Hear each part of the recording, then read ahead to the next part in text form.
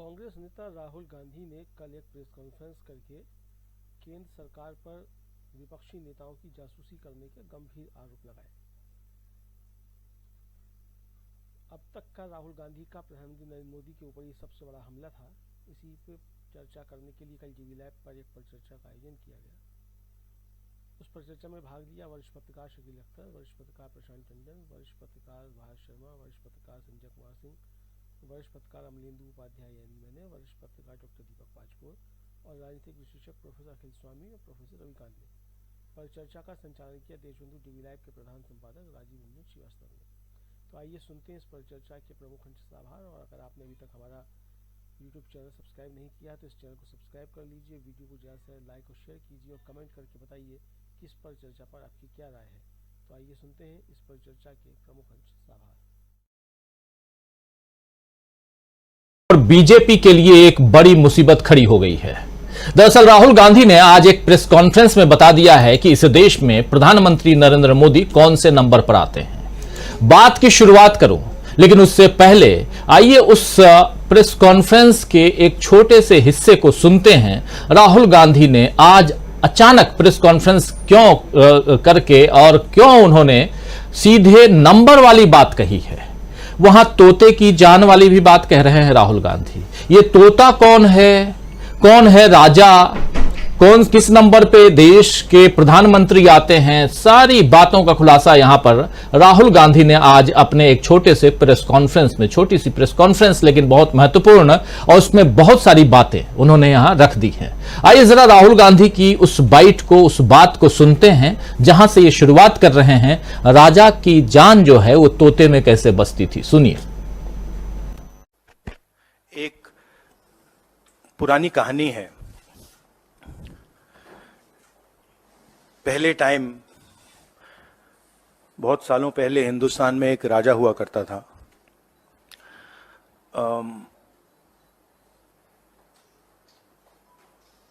उसके खिलाफ सारे लोग खड़े हो गए थे। पूरी जनता, सारा का सारा ऑपोजिशन उन पर आक्रमण कर रहा था और वो टेफ्लॉन जैसे थे। उन पर जितना भी आक्रमण करो कुछ होता नहीं था। तो थोड़े साल बाद जो ऑपोजिशन के लोग थे जो उसको रेजिस्ट कर रहे थे, वो बाहर एक ऋषि बैठा रहता था, उसके पास गया। उसने कहा कि बताइए, हमें बात समझ नहीं आ रही है। हम इस राजा पर 24 घंटा आक्रमण करते हैं, जनता इसके खिलाफ है, कुछ होता ही नहीं है। जितना हम इस पे आक्रमण करते हैं ऐसा लगता है कि हम गलत जगह तीर मार रहे हैं। तो ऋषि ने कहा, वो काफी नॉलेजेबल था, तो उसने कहा देखिए एक्चुअली बात क्या है, ये जो राजा है इसकी आत्मा इसके अंदर नहीं है। इसकी आत्मा वहां पे पीछे एक छोटा सा घर है, वहां पे एक पिंजड़े में एक तोता बैठा है। इसकी जो आत्मा है ना, वो उस तोते के अंदर है। उस तोते को जाके आप पकड़ लीजिए, राजा खत्म हो जाएगा। बहुत इंटरेस्टिंग कहानी है, क्योंकि नरेंद्र मोदी जी की आत्मा अदानी में है। तोता कहीं बैठा है, राजा कहीं बैठा है, और बहुत समय के लिए सारी की सारी ऑपोजिशन राजे पे अटैक कर रही थी। मगर असलियत यह है कि राजा राजा ही नहीं है, पावर किसी और के हाथ में है, अदानी जी के हाथ में है। जैसे ही हम अदानी जी को टच करते हैं, इंटेलिजेंस एजेंसीज, स्नूपिंग, सीबीआई, मैं पहले सोचता था number 1 prime minister, number 2 Adani, number 3 Amit Shah. Actually ये गलत है। Number 1 Adani, number 2 prime minister, number 3 Amit Shah. अभी हिंदुस्तान की पॉलिटिक्स हमें समझ आ गई है और अदानी जी बच के नहीं निकल सकते, क्योंकि अदानी जी को हमने ऐसे घेरा है, तोते को हमने ऐसा पकड़ा है कि वो बच के नहीं निकल सकता है। और इसीलिए सारा का सारा हो रहा है डिस्ट्रैक्शन पॉलिटिक्स, कि देश की निगाह, ऑपोजिशन की निगाह पिंजरे में बैठा हुआ तोते की ओर ना चले जाए। तो हमें काफी क्लैरिटी है। तो सुन रहे थे आप राहुल गांधी को। राहुल गांधी के मुताबिक पहले नंबर पर गौतम अदानी हैं और उसके बाद मोदी का नंबर आता है। विश्वगुरु और सियासत के महानायक बनने की ख्वाहिश लिए पीएम मोदी के लिए यह बड़े झटके की बात है दोस्तों कि उन्हें देश में पहले नंबर पर नहीं माना जा रहा है। उनसे ऊपर उद्योगपति गौतम अडानी को माना जा रहा है। राहुल गांधी का आरोप है कि मोदी की जान अडानी नाम के तोते में बसी हुई है और वो उन्हें बचाने के लिए हर तरीके से कोशिश करते हैं। विपक्ष की जासूसी करवाने से भी सरकार को कोई परहेज नहीं है। जी हां, आज जासूसी की बात यहां इसलिए कह रहा हूं और लिख भी रहे हैं हम जासूसी का पर्दाफाश, क्योंकि आज पूरा दिन इसी बात की गहमा गहमी पूरे दिन बनी रही कि मोदी राज में विपक्षी नेताओं के फोन हैक हो रहे हैं। दरअसल फोन बनाने वाली कंपनी एप्पल की तरफ से एक अलर्ट आज महुआ मोइत्रा, प्रियंका चतुर्वेदी, पवन खेड़ा, ये अलर्ट आप देख रहे हैं स्क्रीन पर, पवन खेड़ा, सीताराम येचुरी, अखिलेश यादव समेत कई विपक्षी नेताओं को मिला है कि उनके फोन पर स्टेट स्पॉन्सर्ड हैकिंग हो रही है। देख लीजिए अलर्ट, स्टेट स्पॉन्सर्ड अटैकर्स में बी टारगेटिंग योर फोन, यहां लिखा जा रहा है एप्पल की तरफ से, यानी सरकार जासूसी करवा रही है। इन नेताओं ने अलर्ट के स्क्रीनशॉट भी शेयर किए हैं जो आपके सामने हैं, जिससे यह पता चलता है कि ये आरोप हवा में नहीं लगे हैं बल्कि इसके पीछे ठोस सबूत है, कारण है। राहुल गांधी ने इसी मुद्दे को लेकर आज प्रेस कॉन्फ्रेंस की है। राहुल ने पहले भी बताया है कि कैसे पैगासस के जरिए उनके फोन को हैक किया गया और अभी फिर राहुल गांधी ने यही आरोप लगाए और ऐलान कर दिया कि आप चाहें तो फोन ले लो, मेरे फोन को ले लो, लेकिन देश हित में आवाज उठाना मैं नहीं छोड़ूंगा, ये राहुल गांधी कह रहे थे। राहुल के आरोपों को बीजेपी हमेशा की तरह हवा में उड़ाने की कोशिश कर रही है। राहुल पर ही उल्टे सीधे इल्जाम बीजेपी के नेता लगाने में जुट गए।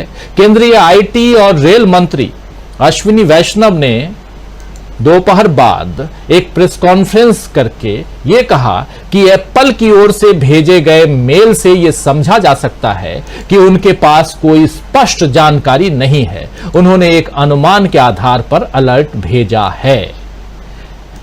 एप्पल ने एक स्पष्टीकरण भी जारी किया है कि कुछ लोगों के आरोप सच नहीं हैं। यह आप देख रहे हैं, और कुछ लोगों के आरोप सच नहीं हैं। ऐसी सलाह 150 देशों में लोगों को भेजी गई है। इसके बाद अश्विनी वैष्णव, केंद्रीय मंत्री जिनका जिक्र हम कर रहे हैं, आप तस्वीर देख रहे हैं, इन्होंने कांग्रेस और राहुल गांधी की तरफ इशारा करते हुए कहा कि जो लोग देश का विकास नहीं देख सकते हुए विनाशकारी राजनीति कर रहे हैं। इससे पहले सरकार के सूत्रों के हवाले से यह भी खबर आई थी दोस्तों कि एल्गोरिदम में गड़बड़ी के कारण यह अलर्ट आया है। सरकार अपने बचाव में जो भी कह रही है उससे समझ आता है कि जब उसके पास पुख्ता तथ्य नहीं बचते हैं तो वो इधर उधर की बातों का सहारा लेती है। एल्गोरिदम में गड़बड़ी होने पर अलर्ट बीजेपी के लोगों के पास भी जाना चाहिए था। क्या उनके पास एप्पल के फोन नहीं हैं जो बीजेपी के लोग हैं? क्या प्रधानमंत्री नरेंद्र मोदी से लेकर तमाम केंद्रीय मंत्री एप्पल के फोन यूज नहीं करते हैं? और राहुल गांधी पर विनाशकारी राजनीति का आरोप लगा देने मात्र से भी सरकार अपने ऊपर उठी उंगलियों को नीचे नहीं कर सकती है।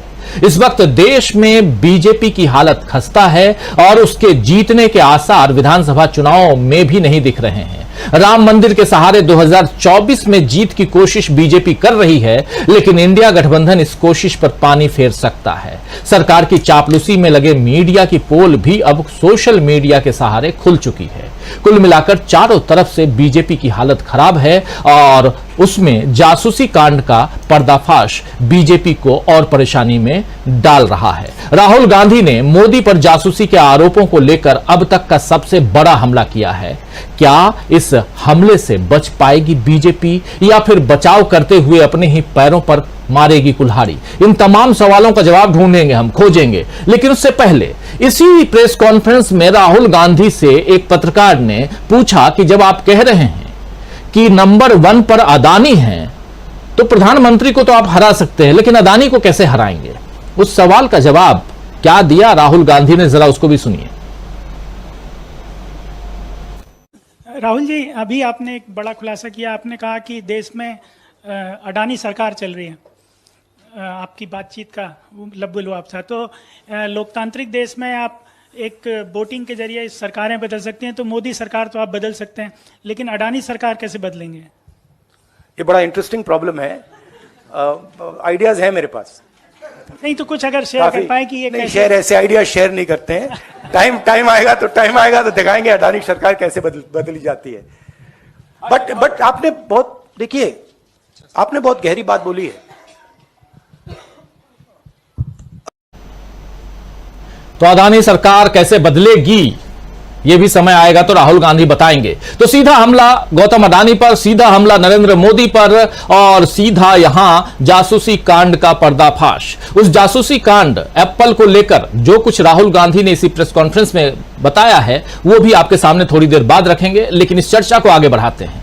और मोदी पर अब तक का सबसे बड़ा खुलासा, मोदी पर सीधा हमला, जासूसी कांड का पर्दाफाश और इन सब के बीच एक सबसे बड़ी बात कि यहां कह रहे हैं कि नंबर 1 पर मोदी नहीं बल्कि गौतम अडानी हैं। आखिर यहां से राहुल गांधी देश की सियासत को किस दिशा में ले जाना चाहते हैं? आखिर यहां से क्या राहुल गांधी 2024 की एक नई तस्वीर लिखने की कोशिश में हैं या कुछ और है? इस देश की सियासत में राहुल गांधी क्या एक नई परिपाटी को जन्म दे चुके हैं? ये बहुत कुछ यहां पर उन तमाम सवालों का जवाब ढूंढने खोजने की कोशिश करते हैं। आइए, हमारे साथ कुछ बड़े साथी जुड़े हुए हैं, उन सबसे आपका पर्दा, उनके बीच, उन सबके जरिए इसका पर्दाफाश करते हैं इस तमाम सवालों का। हमारे साथ जुड़े हुए हैं, देखिए, 7 वरिष्ठ साथी। प्रोफेसर अखिल स्वामी जी हमारे साथ जुड़े हुए हैं, हमारे साथ संजय कुमार सिंह साहब जुड़े हुए हैं, प्रशांत टंडन जी जुड़े हुए हैं, आज भारत शर्मा जी हमारे साथ सीधे भोपाल से जुड़े हुए हैं एक लंबे अंतराल के बाद। भारत शर्मा जी, आपका स्वागत करता हूं। पूरा मध्य प्रदेश घूमकर बैठ चुके हैं और वो साफ समझ में आ रहा है, चेहरे की थकान दिखाई दे रही है। तो और उधर छत्तीसगढ़ से हमारे साथी डॉक्टर दीपक पाचपोर जी जुड़े हुए हैं, इधर दिल्ली से 2 साथी जुड़े हुए हैं हमारे साथ, इनफैक्ट 3 हैं, स्वामी जी भी दिल्ली से ही जुड़े हुए हैं, 3 हैं। इधर स्टूडियो में हमारे साथी शकील अख्तर जी, जो इसी प्रेस कॉन्फ्रेंस में थे, राहुल गांधी एक पे एक हमला बोल रहे थे और वहां सामने बैठे शकील अख्तर जी ट्वीट पे ट्वीट करते रहते हैं, आपको पता ही है, कुछ फोटो खींचते हैं, कुछ ट्वीट करते हैं। तो शकील अख्तर जी भी आज उसी प्रेस कॉन्फ्रेंस में, और दूसरी तरफ अमलेंदु उपाध्याय जी हमारे साथी। तो आप सबका स्वागत करता हूं, इस्तकबाल करता हूं, स्वागत इस्तकबाल आप तमाम दोस्त साथी शुभचिंतक आप सबका जो अब तक जुड़ चुके हैं, जो जुड़ने वाले हैं इस कार्यक्रम में। सीधा स्वामी जी आपके पास 3.5 मिनट की बाइट पहली वाली, जिसमें राजा और तोते की बात कर रहे हैं। राजा की जान वो पीछे वाले कुटिया में तोता है उसमें बसती है, उस पीछे वाले कुटिया में क्यों ले जाकर बैठा दिए आखिर अदानी को? अदानी के पास तो महल है, वो पीछे वाले महल में भी एक तोता हो सकता था। स्वामी जी देखिए राजीव जी, 2 संदर्भ लिए आज राहुल गांधी ने। पहला ये कि Adani number 1, Modi ji number 2, Shah ji number 3 और चौथे का नाम उन्होंने नहीं लिया। देखिए, असली प्रश्न यहां छिपा हुआ है। भारतवर्ष के 142 करोड़ में से ये चारों लोग एक ही स्टेट के क्यों हैं? क्या हमारे देश में महाराष्ट्रियन जो हैं, जो तमिलनाडु के लोग हैं, कर्नाटका के लोग हैं, वेस्ट बंगाल के लोग हैं, उत्तर प्रदेश बिहार के लोग हैं, तो क्या इस देश के अंदर एक प्रदेश का इतना ज्यादा प्रभुत्व हो गया है कि बाकी वो जो आपके शिवराज सिंह चौहान हो, चाहे वो वसुंधरा राजे राजस्थान की हो, चाहे मध्य प्रदेश के शिवराज सिंह चौहान हो, चाहे रमन सिंह छत्तीसगढ़ के हों, किसी स्टेट के लीडरशिप को उभरने नहीं देना है। केवल देश की राजनीति में, देश के पूंजी में केवल अगर आधिपत्य किसी का होगा तो केवल एक स्टेट का होगा। क्या यह लोकतंत्र के लिए शुभ संकेत है राजीव जी?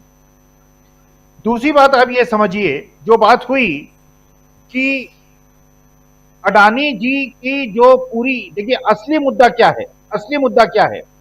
असली मुद्दा यह है, देखिए देश का हर नागरिक अगर ये सोचे पिछले 10 साल के अंदर किस प्रकार से उसका आर्थिक सामाजिक शोषण हुआ है, केवल अपने घर के खर्चे को वो देखे, केवल ये देखे कि उसकी आमदनी कितनी बढ़ी है, उसके खर्चों में क्या बढ़ोतरी इतनी ज्यादा हो गई है कि उसकी आमदनी कम पड़ रही है। छोटे दुकानदार अगर अपने सीने पे हाथ रख के, छाती पे हाथ रख के सोचें, क्या उनका धंधा चौपट हो गया है, परचेजिंग कम हो गई है, सब कुछ केवल गुजरात के कुछ पूंजीपतियों के हाथ में जा रहा है, तो क्या ये जागने का समय नहीं है जिस समय कि ये सोचा जाए कि ऐसा क्यों हो रहा है कि एक प्रदेश में ही सारे देश के अधिकार जो हैं वो लिए जा रहे हैं।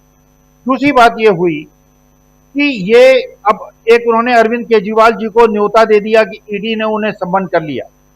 इसका मतलब ये है कि आप चाहते हैं, और फिर आपने ये देखा होगा कि अमित शाह जी के मित्र मंडली द्वारा एक ट्वीट किया गया जिसमें कहा गया कि फूफाओं को मनाने की कोशिश मत करो, समाजवादी पार्टी और बहुजन समाज पार्टी के लोगों की मदद करो जिससे वो कांग्रेस के वोट काटे। देखिए एक षड्यंत्र है बहुत बड़ा, और ये एक ऐसा ट्रैप इन लोगों ने बिछाया है कि ये चाहते हैं कि इंडिया गठबंधन जो बहुत ज्यादा स्ट्रांग हो रहा है उसमें किसी प्रकार से मतभेद को पैदा किया जाए।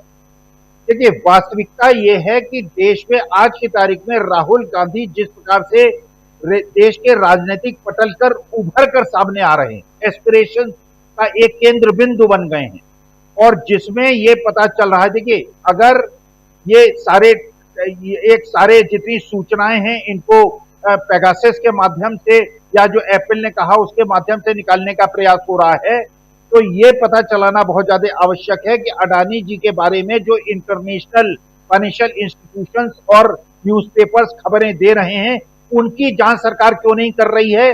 इसका मतलब ये देश की जनता को ये बड़े गंभीरता से सोचना पड़ेगा। छोटे छोटे केसेस में जहां मनी ट्रेल ना हो, मनी लॉन्ड्रिंग ना हो, 1.5 साल तक लोगों को जेल में रखना अगर आवश्यक है, तो अडानी जी इतनी सीक्रेट काऊ क्यों हो गए हैं? तो जो राहुल गांधी ने कहा कि ये जो तोता है, अब ये तोता हमारा वैसे हो गया है, आपको पता ही होगा, महुआ मोइत्रा को भी उन्होंने 2 मेंबर ऑफ पार्लियामेंट के माध्यम से ये एक ऑफर दिया था कि हमारे साथ आइए, बैठिए, आपस में हम सेटल कर लेते हैं, और ये भी सूचना थी मार्केट के अंदर। राहुल गांधी के पास भी अडानी जी ने अपने दूत भेजे थे कि राहुल गांधी जी हमसे डिस्कस कर लें, मुझे क्यों एक्सपोज कर रहे हैं, क्योंकि ये जो मामला है ये इंटरनेशनल कोर्ट्स में तो जाएगा ही जाएगा। और राहुल गांधी ने स्पष्ट रूप से राजीव जी उनको एक प्रकार से उत्तर दिया था, कहा था कि मैं नहीं बैठूंगा, मेरे देश की जनता को जिस प्रकार से लूटा गया है, मोनोपोलाइज, आज उन्होंने मोनोपोली वर्ड का भी यूज किया राहुल गांधी ने, जिस प्रकार से चीजों को मोनोपोलाइज किया जा रहा है, सारे बंदरगाह, सारे हवाई जहाज, सारी ट्रेन, सारी सीमेंट इंडस्ट्री, सारा इंफ्रास्ट्रक्चर, सारी कॉलोनाइजेशन, सारी की सारी चीजें अगर, और सारा जर्नलिज्म, सारे जितने आपके प्रेस हैं, जितने आपके चैनल्स हैं, या तो अडानी जी के पास या अंबानी जी के पास। इसका मतलब यह है कि देश के सारी चीजों का अगर एकाधिकार, अगर उसका नियंत्रण गुजरात के पास होगा तो बाकी देश क्या करेगा, बाकी देश की जनता क्या करेगी। इसीलिए ये स्टेट लीडरशिप को खत्म कर रहे हैं। ये स्टालिन के खिलाफ भी हैं, ये उद्धव ठाकरे के खिलाफ भी हैं, ये सोरेन साहब के खिलाफ भी हैं, ये अखिलेश यादव के खिलाफ भी हैं, ये राहुल गांधी के खिलाफ हैं। लेकिन गुजरात में राजीव जी आपने एक रेड पड़ती हुई नहीं सुनी होगी। पूरे हिंदुस्तान के हर प्रदेश में रेड पड़ रही है, सब पूंजीपतियों का रेड पड़ रही है। गुजरात जहां सबसे ज्यादा धन का संग्रहीकरण हो गया है, वहां एक रेड ईडी और सीबीआई की नहीं होती, क्योंकि वहां पर सब, अब ये राहुल गांधी की तो मजबूरी है राजनीतिक, गुजरात में भी उनको चुनाव लड़ना है। मैं तो राजनीतिक व्यक्ति नहीं हूं, लेकिन गुजरात पे ही सारी शक्ति केंद्रित क्यों हो रही? नहीं है स्वामी जी कि आप राजनीतिक व्यक्ति हों, लेकिन राजनीतिक टिप्पणी जरूर करते हैं आप, वो करना वही हम इसीलिए बैठते भी हैं। हम में से कोई भी राजनीतिक व्यक्ति नहीं है, इसलिए आप खुलकर टिप्पणी अपनी किया कीजिए, अपनी बातें यहां रखा कीजिए, यह ज्यादा जरूरी है। पॉलिटिकल विश्लेषण, राजनीतिक विश्लेषण करना बहुत जरूरी है इस देश में। और अभी तो चुनाव है, राजनीति का समय है, और अभी से लेकर 2024 तक लगातार देश का भविष्य किस दिशा में जाएगा ये तय करना हम जैसे, आप जैसे तमाम जनता जो वोटर्स हैं उनका ही काम है। और इसलिए यहां राजनीतिक रूप से हम सबको परिपक्व होना भी चाहिए, और इसलिए भी यह कार्यक्रम बहुत जरूरी है, बहुत इंपॉर्टेंट है। राहुल गांधी ने इस जासूसी कांड का पर्दाफाश कैसे किया है, इसी प्रेस कॉन्फ्रेंस में वो एप्पल के उस चिट्ठी को, एप्पल की जो चिट्ठी आई है, एप्पल आप जानते हैं दोस्तों कि कई लोगों के पास एप्पल के फोन हैं, यानी आईफोन जिसको बोलते हैं, और उस फोन में जो अलर्ट आया है उसको अभी हम थोड़ी देर पहले आपको दिखा रहे थे अलग अलग, और वो भी विपक्ष के नेता, इंडिया गठबंधन के नेताओं के पास ही ये अलर्ट क्यों आया, ये अलर्ट जो है ये बीजेपी के नेताओं के पास क्यों नहीं आया, एक बड़ा सवाल है ये इंडिया गठबंधन के नेताओं यानी विपक्ष के नेताओं के पास, अखिलेश यादव, राघव चड्ढा, प्रियंका चतुर्वेदी, पवन खेड़ा, ऐसे तमाम लोगों के पास ही क्यों आया, शशि थरूर, इनके पास ही क्यों आया है, सवाल तो उठता है ना। खैर, इस सवाल से पर्दा हटाने की कोशिश हम कर रहे हैं इस कार्यक्रम में, और राहुल गांधी ने जो खुलासा किया है, राहुल गांधी ने जो बताया है मोदी जी का पोजीशन इस देश में क्या है, उस पर भी हम चर्चा कर रहे हैं। थोड़ी देर बाद राहुल गांधी ने एप्पल को लेकर के जो बातें कही हैं, इस चिट्ठी को जो दिखाया है, चलिए उसको देख ही लेते हैं और उसके बाद चर्चा को आगे बढ़ाते हैं। और सीधे यहां हमारे साथी शकील अख्तर जी चूंकि उसी प्रेस कॉन्फ्रेंस में मौजूद भी थे, तो इनसे भी समझेंगे कि क्या कुछ राहुल गांधी इसके आगे करने जा रहे हैं और भी पर्दे के पीछे क्या कुछ चल रहा है, समझेंगे शकील अख्तर जी से। लेकिन पहले क्या कुछ कह रहे हैं राहुल गांधी, सुनिए। आप देखिए, पूरे ऑपोजिशन के खिलाफ यहां पे एप्पल का नोटिस आता है। मैंने इसको थोड़ा आपके लिए बड़ा करके दिखाया है, देखिए अच्छी तरह देखिए, ये तोते का काम है। बने रहिए, परिचर्चा अभी जारी है। वीडियो को लाइक और शेयर कर दीजिए और चैनल को सब्सक्राइब कर लीजिए। आइए आगे सुनते हैं इस परिचर्चा। राइट, इसमें लिखा है Apple believes you are being targeted by state sponsored attackers who are trying to remotely compromise the iPhone associated with your Apple ID. अब ये मेरे ऑफिस में सब लोगों को मिला है, वेणुगोपाल जी को मिला है, कांग्रेस पार्टी में लिस्ट बनी हुई है, पवन खेड़ा, सुप्रिया, सीताराम येचुरी, अखिलेश यादव, प्रियंका चतुर्वेदी, महुआ मोइत्रा, राघव चड्ढा, टीएस सिंहदेव, लिस्ट है। और ये सारे के सारे किसी ना किसी तरीके से इस मामले में इन्वॉल्व है।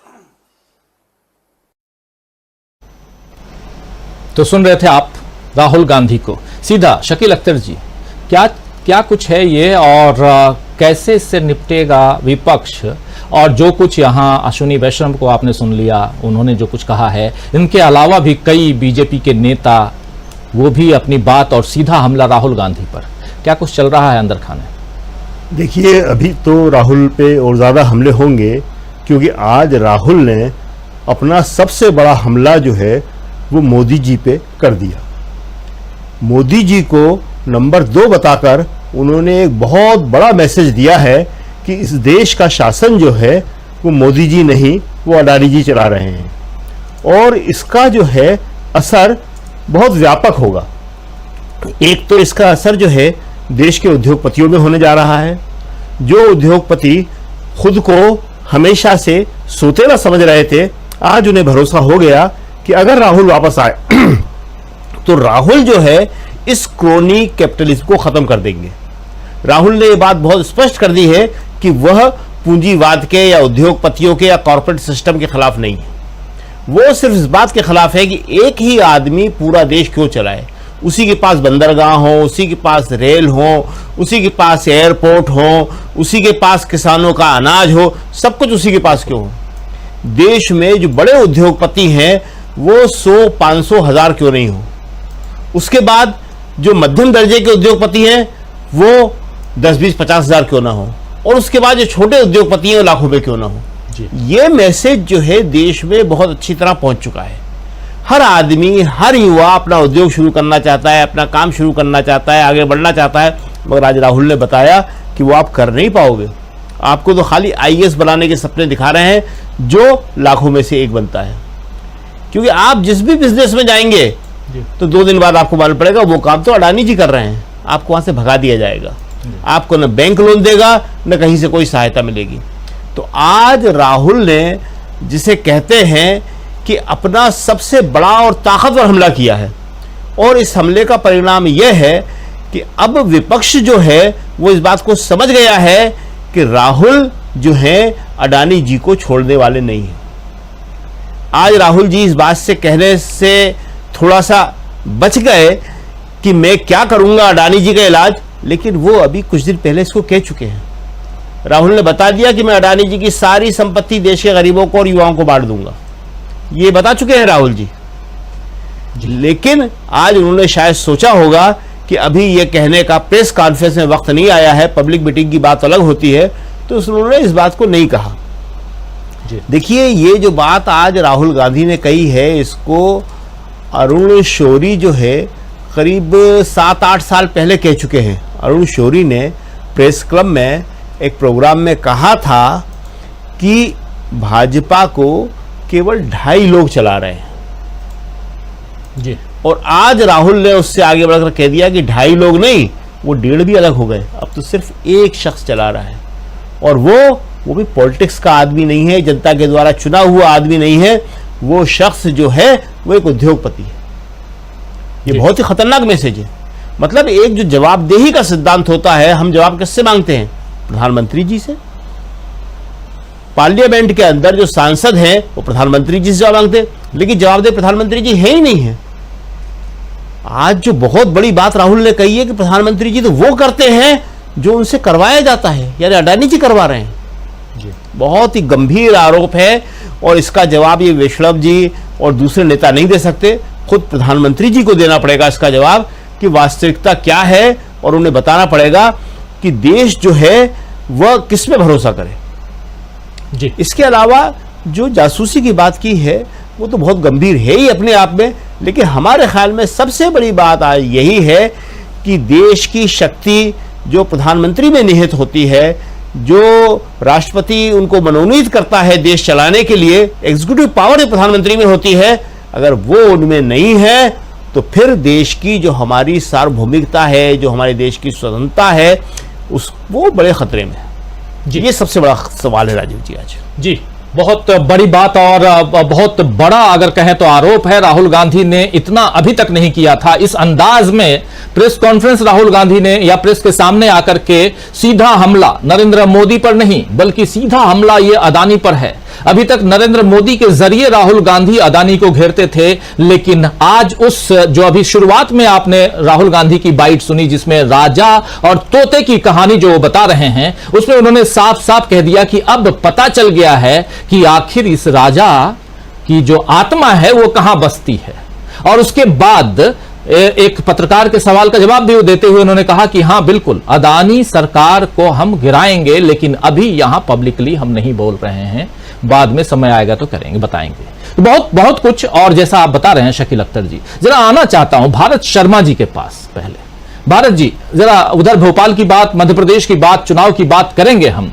राहुल गांधी इस प्रेस कॉन्फ्रेंस के बाद सीधे तेलंगाना पहुंच गए। तेलंगाना इसलिए पहुंचे क्योंकि पहुंचना था वहां प्रियंका गांधी को, लेकिन प्रियंका गांधी कल से बुखार से तप रही थी। कल बुखार में ही, फीवर में ही वो छत्तीसगढ़ में 2 रैलियां करके लौट के आई, लेकिन उनकी तबीयत ठीक नहीं हुई और आज प्रियंका गांधी नहीं जा पाई, तो राहुल गांधी तेलंगाना पहुंचे। और अभी से ठीक पहले आप लोग हमारे चैनल पर राहुल गांधी के तेलंगाना में जो भाषण वो आपने सुना। तेलंगाना में राहुल गांधी को, प्रियंका गांधी को, खड़गे जी को और कांग्रेस पार्टी को बहुत उम्मीद अब तेलंगाना में उनकी बढ़ गई है कि उनकी सरकार आ सकती है। भारत शर्मा जी, कुछ दिनों पहले आप हैदराबाद में भी थे, तेलंगाना में भी थे, उस पर भी आएंगे सेकंड राउंड में जब। लेकिन राहुल गांधी के इस हमले को लेकर के, राहुल गांधी के इस जासूसी से लेकर अदानी के मसले पर आपका क्या कहना है? इसमें आप इस कहानी को, तोते को और राजा को आप उलट भी दें कि आप राजा की आत्मा तोते में है। अब तोता अडानी है या मोदी जी है, अगर आप राजा को, तोते को छेड़ेंगे तो राजा फड़फड़ाने लगता है, राजा को छेड़ेंगे तोता फड़फड़ाने लगता है। कुल मिला के कहानी है कि दोनों का जिस तरीके का गठजोड़ और ये जो क्रोनिक कैपिटलिज्म जो इस देश के अंदर इस समय जो शुरू हुआ है, ये इससे पहले कभी नहीं था। अब देखा गया कि हमारे देश की जो पूरी जो पॉलिटिक्स थी, इवन अटल बिहारी वाजपेयी के समय भी ये नहीं था। आप देखिए जब ग्लोबलाइजेशन आ रहा था उस समय भी अडवाणी जी ने जाकर विदेशों में, खासतौर पर अमेरिका में, ये कहा था कि हमारी पॉलिसी है। तो क्रोनी कैपिटलिज्म के ये बहुत शुरुआत से साथ में थे। और देश में सांप्रदायिकता, आप ये दुनिया के जो अनुभव है दुनिया में, वो ये है कि जब जब पूंजीवाद पर संकट ये जो बढ़ता है, तो हमारे यहां पर भी जिस तरीके से पूंजीवाद बढ़ रहा है वो नीचे लोगों को खत्म कर रहा है, नीचे का पूरा मार्केट खत्म करता चला जा रहा है, और इसीलिए उसके ही साथ में सांप्रदायिकता भी बढ़ रही है। तो आप देखिए ये जो तोता है ये दो तरीके का काम कर रहा है। एक तो विपक्ष को जो विपक्ष के ऊपर जो हमला हो रहा है वो तो हो ही रहा है, उसके साथ में अगर आप देखेंगे तो समाज को भी विभाजन करने का पूरा काम किया जा रहा है। जिस तरीके से लगातार सांप्रदायिक हमले इस देश के अंदर बढ़े हैं, या जिस तरीके की नफरत इस देश में बढ़ी है, वो भी कहीं ना कहीं इस तोते का ही काम है। ये तोता और राजा मिलकर ये दोनों ये काम भी कर रहे हैं। तो इसलिए ये जो राहुल गांधी का जो हमला है, ये निश्चित तौर पर बहुत बड़ा हमला है। मैं आपको कुछ और जानकारियां देता हूं। तमाम एमएसएमई है जो प्रॉफिटेबल एमएसएमई है, ये बात अभी बहुत सारे, मुझे नहीं पता पब्लिक डोमेन में कितनी है, लेकिन बहुत सारी एमएसएमई ऐसी हैं जो प्रॉफिटेबल है। अगर वो अपना उद्योग अडानी जी को नहीं बेचते हैं तो उन पर भी छापे शुरू हो जाते हैं। बहुत सारे छोटे उद्योगपति डरे हुए हैं इस समय अडानी से। मैं आपको ग्वालियर चंबल से लेके और ये पूरे राजस्थान तक का जो सरसों की बेल्ट है, वहां जितने छोटे स्पेलर थे वो सारे उन्होंने आम लोगों को सस्ता तेल देना बंद कर दिया है। वो सारा का सारा अडानी उठा रहा है। तो ये कुल मिला के बात यह है कि जिस तरीके से ये मार्केट पर कैप्चर कर रहे हैं और चीजों के भाव बढ़ा रहे हैं। देखिए बाजार में किसानों का रेट गिर रहा है, लेकिन बाजार में उन चीजों का रेट नहीं गिर रहा है जो आम उपभोक्ता को मिल रहा है। तो बीच का जो गैप है, अब आप देखिए, मैं आपको सिर्फ छोटा सा कुछ उदाहरण दे रहा हूं किसानों की। बाजरे की समर्थन मूल्य 2,500 रुपया है, मार्केट में 2,000 रुपए बिक रहा है, लेकिन गुड़गांव में आप अगर अडानी जी का अगर आप पैकेट खरीदेंगे तो वो 80 रुपए किलो बिकता है। तो ये जो प्रॉफिट ऑफ मार्जिन है जो अडानी जी को मिल रहा है, जिसके ऊपर सरकार कोई चेक पोस्ट लगाने की कोशिश नहीं कर रही, ये दोनों तरफ से मार कर रहा है। किसानों को भी मार रहा है एक तरफ, और दूसरी तरफ आम उपभोक्ता को भी मार रहा है, जिसको इस सरकार से बहुत अधिक उपेक्षाएं थी। अब आप देखिए, कोई महंगाई और इसकी बात जिस तरीके से पहले होती थी, मीडिया ने भी कहना बंद कर दिया, ठीक है अब टमाटर महंगा हो गया, थोड़ा सा आप महंगा हो जाए, लेकिन बाकी जो सामान जो घरों में और उस पर जो महंगा हुआ है, वो जिस तरीके से वो उसकी जो चोट हम लोगों के ऊपर पहुंच रही है, आम उपभोक्ता के ऊपर, और इसके लिए कहीं पर भी कंट्रोलिंग नहीं है। तो ये राजा और तोते का जो मिलकर जो खेल चल रहा है, ये केवल आपकी अर्थव्यवस्था को ही खत्म नहीं कर रहा, यह आपकी सामाजिक एकरसता को भी खत्म कर रहा है, आपकी सामाजिक शुचिता को खत्म कर रहा है, और आपके पूरे देश को खत्म कर रहा है। राजा और तोता की कहानी, लेकिन राजा और तोता की कहानी में जो ट्विस्ट है वो एक ट्विस्ट है जासूसी का। और ये जासूसी क्यों करवाई जा रही है, पैगासस से लेकर के एप्पल के अलर्ट तक, इसके बीच क्या कुछ हो रहा है, और क्या ये तोते राजा की जान जिस तोते में है उस तोते को बचाने के लिए, क्योंकि अगर तोते को कुछ हो गया तो फिर राजा कैसे राज करेगा, एक बड़ा सवाल है। प्रशांत टंडन जी, जरा आपसे भी समझूं, राहुल गांधी ने आज सुबह सुबह जो बम फोड़ा है, जो हमला बोला है, उसके क्या मायने हैं इन 5 राज्यों के चुनाव को देखते हुए? राजीव जी, ये 5 राज्यों के चुनाव से भी आगे की बात है, और ये भारत के लोकतांत्रिक इतिहास में पहली बार हुआ है कि जब प्रधानमंत्री को नंबर 2 बताया गया हो। हमने ऐसे प्रधानमंत्री देखे हैं जिन्होंने संसद भी नहीं देखी, चौधरी चरण सिंह। हमने ऐसे प्रधानमंत्री देखे जिनको जो माइनॉरिटी पार्टी के थे और मेजॉरिटी पार्टी उनको समर्थन दे रही थी, चाहे देवगौड़ा हो, चाहे चंद्रशेखर हो या चरण सिंह हो। किसी के ऊपर यह आरोप नहीं लगा कि देश की बागडोर उनके हाथ में नहीं है। प्रधानमंत्री, भारत का प्रधानमंत्री एक ऐसा ओहदा है राजीव जी, जहां पे सारी सड़कें आके खत्म होती हैं, और चाहे वो सेना हो, चाहे वो स्ट्रेटजी हो, चाहे वो किसी भी प्रकार का प्रशासनिक काम हो, वो प्रधानमंत्री करता है। उसके पास गोपनीयता की शपथ है, और अगर ये आरोप लग रहा है और इस आरोप में गंभीरता है, देखिए राहुल गांधी कभी भी ऐसे ही आरोप नहीं लगा देते हैं, उनके आरोप में गंभीरता है। अब ये सवाल बड़ा खड़ा होता है और अभी से राजीव जी ब्यूरोक्रेसी के अंदर तमाम सरकारी हलकों में, जुडिशरी में, ब्यूरोक्रेसी में इस बात को लेके बड़ा अनरेस्ट है, बड़ी बेचैनी है कि अडानी ही क्यों। पहली बार राजीव जी हुआ है कि देश का जो निर्यात है वो अब सरकार के कंट्रोल में नहीं है। 25-24% कार्गो जो है वो अडानी जो है वो संभाल रहे हैं और सरकारी उपक्रम अडानी से नीचे चला गया है। हर 500 किलोमीटर पर, आप ही ने दिखाया था कुछ दिन पहले कि हर 500 किलोमीटर पर अडानी का पोर्ट है और ये अधिकांश ये पोर्ट या तो ये टेक ओवर किए गए हैं, होस्टाइल तरीके से टेक ओवर किए गए हैं। याद कीजिए कि मुंबई का एयरपोर्ट कैसे लिया गया था, तो ये होस्टाइल टेक ओवर है। जैसे एनडीटीवी लिया गया, हम सब जानते हैं एनडीटीवी कैसे लिया गया, होस्टाइल टेक ओवर से लिया गया। ये पूरा जो तंत्र है ये अडानी चला रहे हैं। अब एक सवाल और राहुल गांधी ने शायद अभी खुलासा नहीं किया है, लेकिन एक सवाल पैदा होता है। राहुल गांधी बार बार 20,000 करोड़ का सवाल उठाते हैं। ये अडानी का पैसा क्या सिर्फ अडानी का पैसा है? इसके पीछे कौन है? तो तोते के पीछे भी कोई है राजीव जी। और ये जो राजा और तोते की कोलैबोरेशन है, जो पार्टनरशिप है, ये जब भी सत्ता में नहीं होंगे और ये राज खुलेंगे तो राजीव जी लोगों को अपने कानों पर विश्वास नहीं होगा। ऐसी ऐसी बातें सामने आएंगी।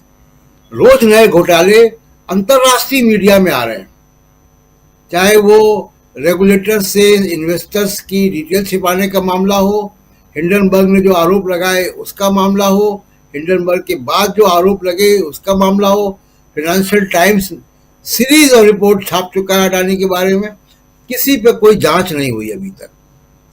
अब याद कीजिए कि 2014 कैंपेन याद कीजिए, क्यों राहुल गांधी का ये जो आरोप है ये गंभीर है। 2014 के कैंपेन में तस्वीर आती है जिसको राहुल गांधी संसद में दिखाते हैं और उनकी मेंबरशिप बर्खास्त हो जाती है, जिसमें अडानी के हवाई जहाज में मोदी साहब बैठे हुए। शपथ लेने आए तो वो अडानी के हवाई जहाज में आए और उसके बाद ये पार्टनरशिप 10 साल में अडानी कहां से कहां पहुंच गए, नंबर 3 नंबर 2 पे पहुंच गए दुनिया के सबसे रईस लोगों में से।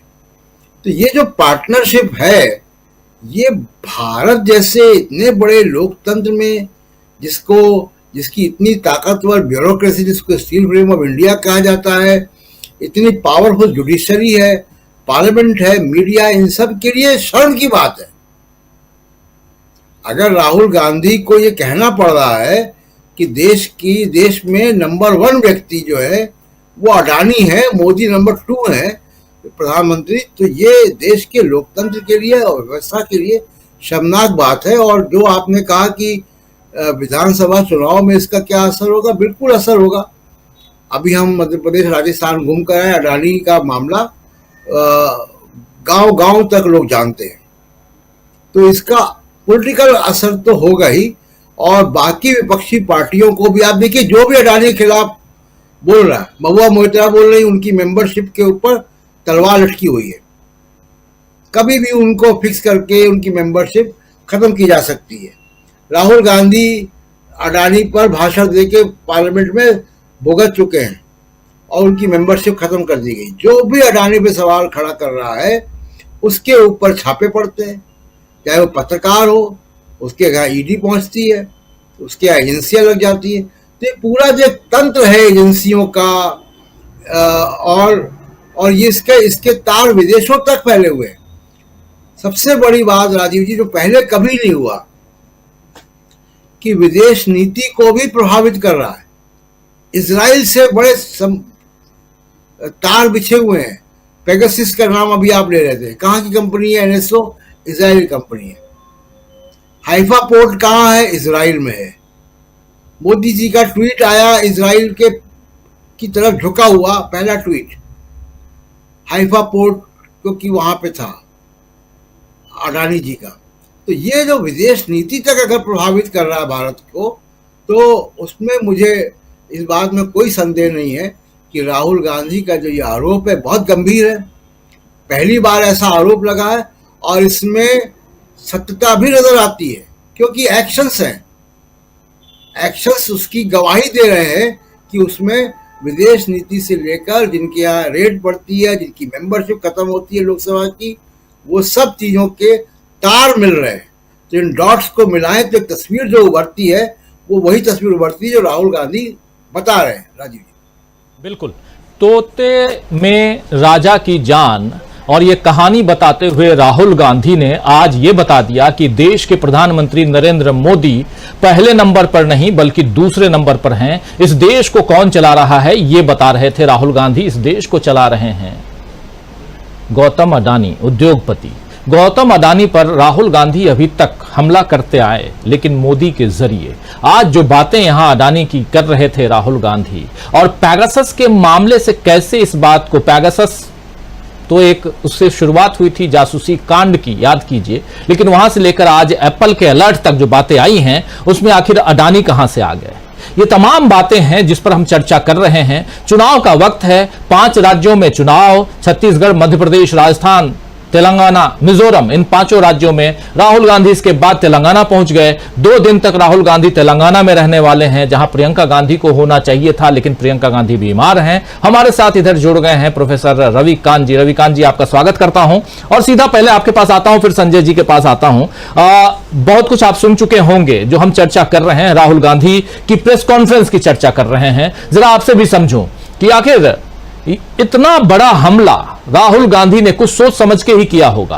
अभी तक वो हमला करते थे, उसको लेकर वो भुगत भी चुके, जिसकी चर्चा हम कर रहे हैं। जैसे उनकी सांसदी चली गई थी, उनको 2 साल की सजा हो गई, ये सब कुछ हम लोग इस पर चर्चा कर चुके हैं। लेकिन आज जो हमला उन्होंने किया है, इसके क्या मायने निकाले जाए? राहुल गांधी ने खुद जिस कहानी को कहा है वो मुझे लगता है कि पूरा देश जानता है, और किस्सों के जरिए जो मैसेजिंग होती है वो आम जनता तक पहुंचती है। राजा की जान तोते में है, और तोते की गर्दन को जैसे जैसे मरोड़ा जा रहा है वो राजा क्रूर होता जा रहा है। राहुल गांधी का ट्वीट मैंने देखा, और वो कर क्या रहा है, सब पर नकेल कस रहा है। उसको तो बाहर निकलने की हिम्मत नहीं हो रही है। 5 राज्यों के चुनाव का ऐलान जिस दिन से हुआ है, तारीखें जिस दिन से तय हुई है, अगर आपको याद आता हो, मुझे नहीं आता है कि कहा मोदी जी रैली करने गए। कैसे नींद आती होगी मोदी जी को, करवटें कैसे बदलते होंगे। एक तो सत्ता का नशा होता है, दूसरा एक स्टारडम का भी नशा होता है। राजीव जी, हजारों लाखों की भीड़ जब मोदी जी के एक नारे पर हुंकार भरती थी, उछलती थी, तो मोदी जी की वो 56 इंच की छाती वो कैसे फूलती होगी। लेकिन आज जब उनकी विश्वसनीयता रसातल को जा चुकी है, जब लोकप्रियता नीचे जा रही है, लोगों ने भरोसा करना बंद कर दिया, उनकी हर बात को लोग जुमलेबाजी समझने लगे हैं, और उनके चेहरे का आलम तो यह है कि लोग टीवी पर देखते ही चैनल बदल लेते हैं। ऐसे में वो कैसे जाएं तो लोगों के बीच में? मुझे लगता है कि मुश्किलें तो दोनों तरफ हैं। नहीं जाते हैं तो भी करवटें बदलनी है, और जाते हैं तो भी बेचैनी होती है, क्योंकि वहां खड़े होकर के कोई ये ना कह दे कि अब तो देश राहुल गांधी की तरफ देख रहा है। और ये जो खौफ पैदा हुआ है कि आप 5 राज्यों के चुनाव को छोड़ करके कहीं बैठे हैं और ऐसे में जासूसी करवा रहे हैं, ईडी छोड़ रखी है। और अशोक गहलोत ने क्या कहा था, राजीव जी याद होगा, कि जितने कुत्ते नहीं घूम रहे इस देश में जितना ईडी घूम रही है। जहां जहां चुनाव है वहां अब क्या ईडी प्रचार करेगी? मोदी जी बच नहीं रहा है कुनबा, भूपेश बघेल वाला है साम्राज्य। क्योंकि वहां 200 से, भूपेश बघेल छत्तीसगढ़ के मुख्यमंत्री, उन्होंने कहा था, और 200 से ज्यादा छापे वहां पड़ गए ईडी के। तो लेकिन ठीक है, कांग्रेस के नेता ही हैं जी। जी जी जी जी। तो ये हालत हो गई है। इधर इधर देखिए, केजरीवाल के दो मंत्री चले गए, 2 तारीख को उनको भी सम्मान आप दे रहे हैं। और अभी तो मैंने सुना आज कि आम आदमी पार्टी के प्रवक्ताओं ने कहा कि साहब तेजस्वी यादव का नंबर आएगा, M.K. स्टालिन का नंबर आएगा। इतना भयभीत है मोदी जी, जिन्हें नाज था अपने भाषणों पर, अपने जुमलेबाजी पर, वो कहां छिप करके बैठ गए हैं, जासूसी करवा रहे हैं। और पेगासस में तो जासूसी राजीव जी किस किस की हो रही थी?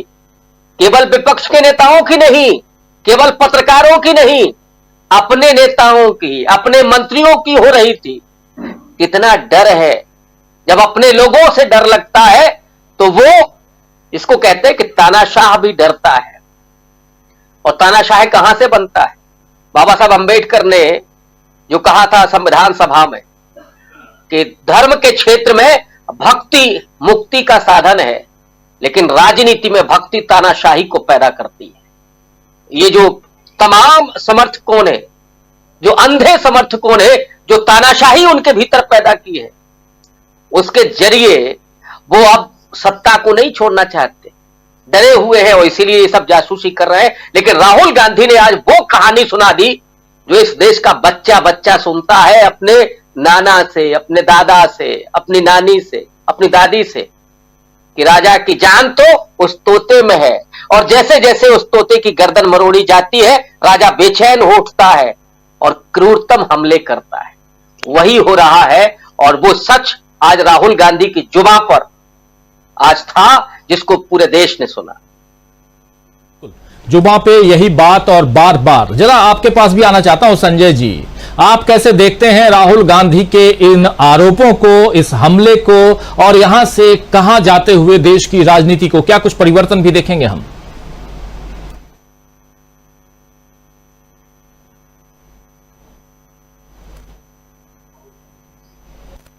अनम्यूट कर लीजिए प्लीज। बिल्कुल, बहुत खराब हालत है। और अगर हम प्रधानमंत्री का काम देखें तो प्रधानमंत्री अगर चुनाव प्रचार नहीं कर रहे हैं तो जो काम करते हुए नजर आ रहे हैं वो यही है कि जासूसी करवा रहे हैं, या अगर जासूसी नहीं करवा रहे हैं तो महुआ मोइत्रा पर हमला करवा रहे हैं। महुआ मोइत्रा पर हमला इसीलिए करवा रहे हैं कि वो अदानी के खिलाफ है, बाकी महुआ मोइत्रा का ऐसा कुछ है नहीं। और इसके लिए वो जिन तरीकों को अपना रहे हैं, वो महुआ मोइत्रा ने ही कहा है कि निशिकांत दुबे से हमारी पुरानी थी और जो उनके पूर्व मित्र हैं उनसे। तो इस तरह के इस लेवल पे प्रधानमंत्री काम कर रहे हैं और यही दिखाई दे रहा है। नहीं तो वरना प्रधानमंत्री चुनाव प्रचार कर रहे होते तो हम लोगों को कोई चिंता नहीं होती। तो प्रधानमंत्री का लेवल ये है। और राहुल गांधी ने अगर आज ये आरोप लगाया तो ये इसीलिए लगाया कि महुआ मोइत्रा को टारगेट किया गया, बाकायदा किया गया और सिर्फ अडानी के लिए किया गया। और जैसे किया गया वो सब महुआ मोइत्रा बोल चुकी है, बहुत क्लियर है। जिसकी दिलचस्पी होगी उन्होंने सुना होगा, जिसकी नहीं होगी वो नहीं सुना होगा, तो मैं उस डिटेल में नहीं जा रहा हूं। लेकिन महुआ मोइत्रा ने अपने ऊपर लगाए गए सभी आरोपों को बाकायदा खारिज किया है। उसमें जो लॉगिन और पासवर्ड वाला मामला है, लगा जैसे कि सरकारी नेटवर्क का पासवर्ड दे दिया गया तो बहुत बड़ा अपराध हो गया। तो उसमें उन्होंने कहा कि वो ओटीपी से चलता है। तो अगर मेरे लिए कोई क्वेश्चन टाइप करेगा, मुझे बताएगा कि मैंने फलाना क्वेश्चन टाइप किया है, आपके पास ओटीपी आएगा, आप मुझे ओटीपी बताएगा, तो मैं अगर सवाल से संतुष्ट होंगी जो टाइप किया गया है, उसके बाद मेरे पास ओटीपी आएगा, मैं ओटीपी दूंगी तभी टाइप होगा। तो मुझे नहीं लगता है कि ये कानूनन गलत हो, तो भी इसमें कोई ऐसी बड़ी बात है। ये सब कोई करता होगा और ये बहुत सामान्य बात है। ओटीपी उन्होंने कहा कि वो मेरे फोन पे आता है, जाहिर है जहां ओटीपी आता है वही कंट्रोल करता है। तो ये उतना बड़ा मामला नहीं है जितना बड़ा पेंट किया गया था। इसी तरह ये भी आरोप है, अभी की चर्चा में किसी मित्र ने कहा भी कि उनकी सदस्यता जा सकती है। महुआ मोइत्रा ने कहा है कि एथिक्स कमेटी को ये पावर नहीं है कि उनकी सदस्यता चली जाए। तो इस तरह से महुआ मोइत्रा को बदनाम किया जा रहा है और पूरा मामला उन पे केंद्रित इस तरह से कर दिया गया है जैसे उन्होंने कोई बहुत बड़ा अपराध कर दिया हो। और महुआ मोइत्रा की स्थिति यह है कि उनसे जो इंटरव्यू करने के लिए कह रहा है, उससे वो कह रही है कि इंटरव्यू तुम्हें तब दूंगी जब तुम मुझे वो नेकलेस दोगे जो तुम हमारे नाम के साथ दिखा रहे हो। तो महुआ मोइत्रा इस मामले में कितनी मजबूत है ये इससे पता चलता है। और उनको दबाने के लिए किस लेवल पे काम किया जा रहा है वो जासूसी से पता चल रहा है।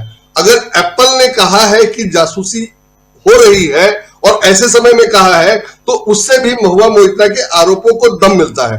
ये एक बात हुई। दूसरी बात इलेक्ट्रल बॉन्ड में भी सरकार ने हाल में कहा कि जनता को यह जानने का हक नहीं है कि इलेक्ट्रल बॉन्ड में किसने पैसा दिया है। तो जनता को अगर जानने का हक नहीं है तो आप किससे पैसा ले रहे हैं तो पता ही नहीं चलेगा। तो अडानी ने आपको दिए या पार्टी को या आपको या परिवार को कितने पैसे दिए ये पता ही नहीं चलेगा, और आप उसको डोनेशन बता करके उसको यूज करेंगे। तो जनता को तो पता चलना ही चाहिए ना कि आप अडानी पे क्यों नहीं है, अडानी नंबर 1 क्यों है, जो राहुल गांधी ने कहा।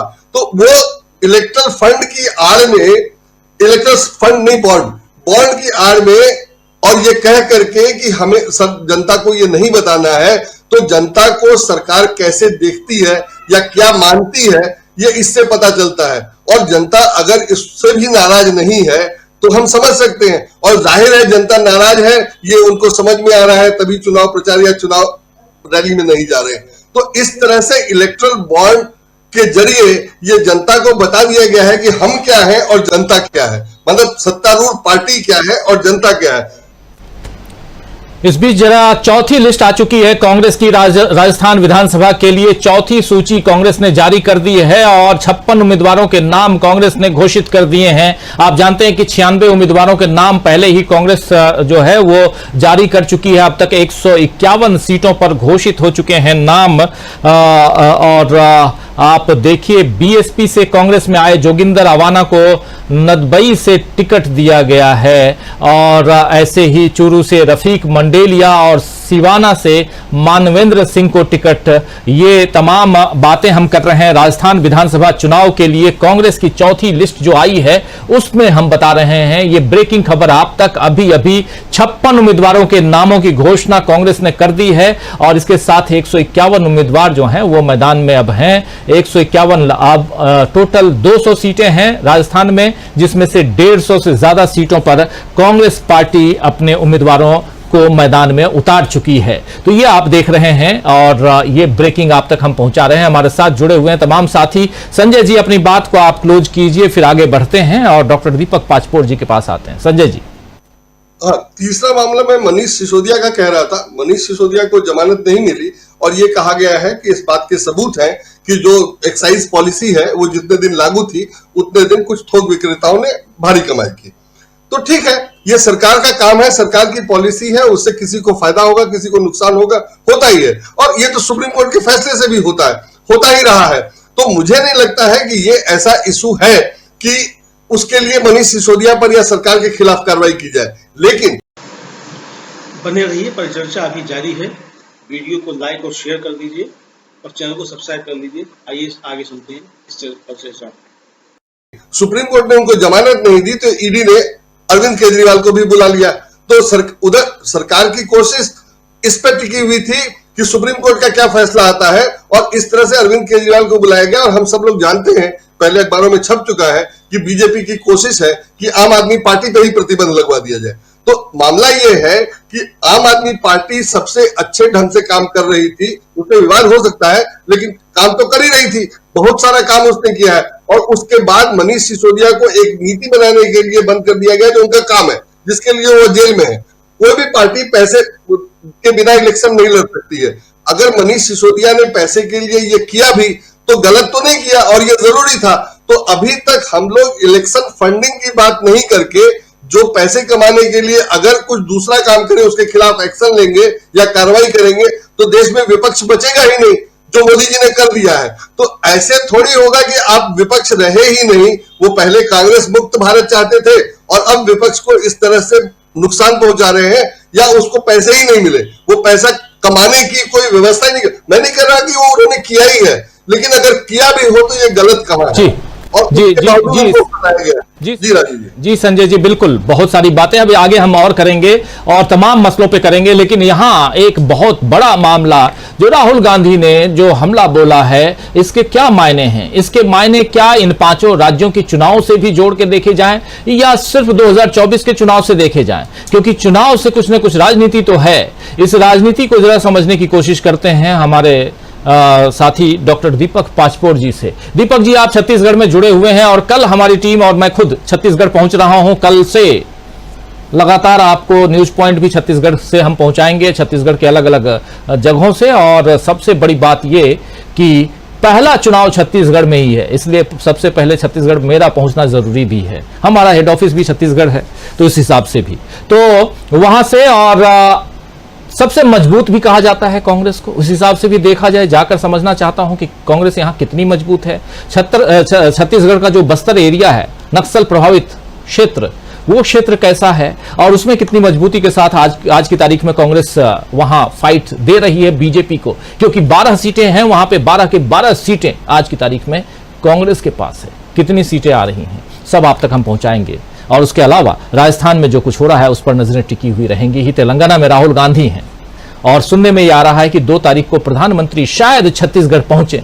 देखते हैं क्या कुछ कहते हैं। अभी हम लोग चर्चा कर रहे थे, प्रोफेसर रविकांत जी बता रहे थे कि अभी तक निकले नहीं। हम लोग इस पर बड़ी चर्चा कर चुके हैं। सबसे पहले हम लोगों ने ही इस खबर को ब्रेक किया था कि प्रधानमंत्री जी आखिर हैं कहां, गए क्यों नहीं अभी तक चुनावी राज्यों में, याद कीजिए। तो इन सब बातों को हम आप तक पहुंचाते रहेंगे। लेकिन डॉक्टर दीपक पाचपोर जी, कैसे देखा जाए राहुल गांधी के इन बयानों को, उनकी प्रेस कॉन्फ्रेंस को और इन दोनों चुनावों को, 2023 का चुनाव, 2024 का चुनाव? राजीव जी, थोड़ा सा पहले मैं बता दूं, आपने बताया कि प्रधानमंत्री मोदी जी छत्तीसगढ़ में 2 तारीख को आ रहे हैं, तो वो शायद 4 तारीख लगभग फाइनल हो गई है और 4 नवंबर को शायद वो छत्तीसगढ़ आ रहे हैं। हो सकता है कि आज रात वार तक पूरा शायद वो और कंफर्म हो जाए।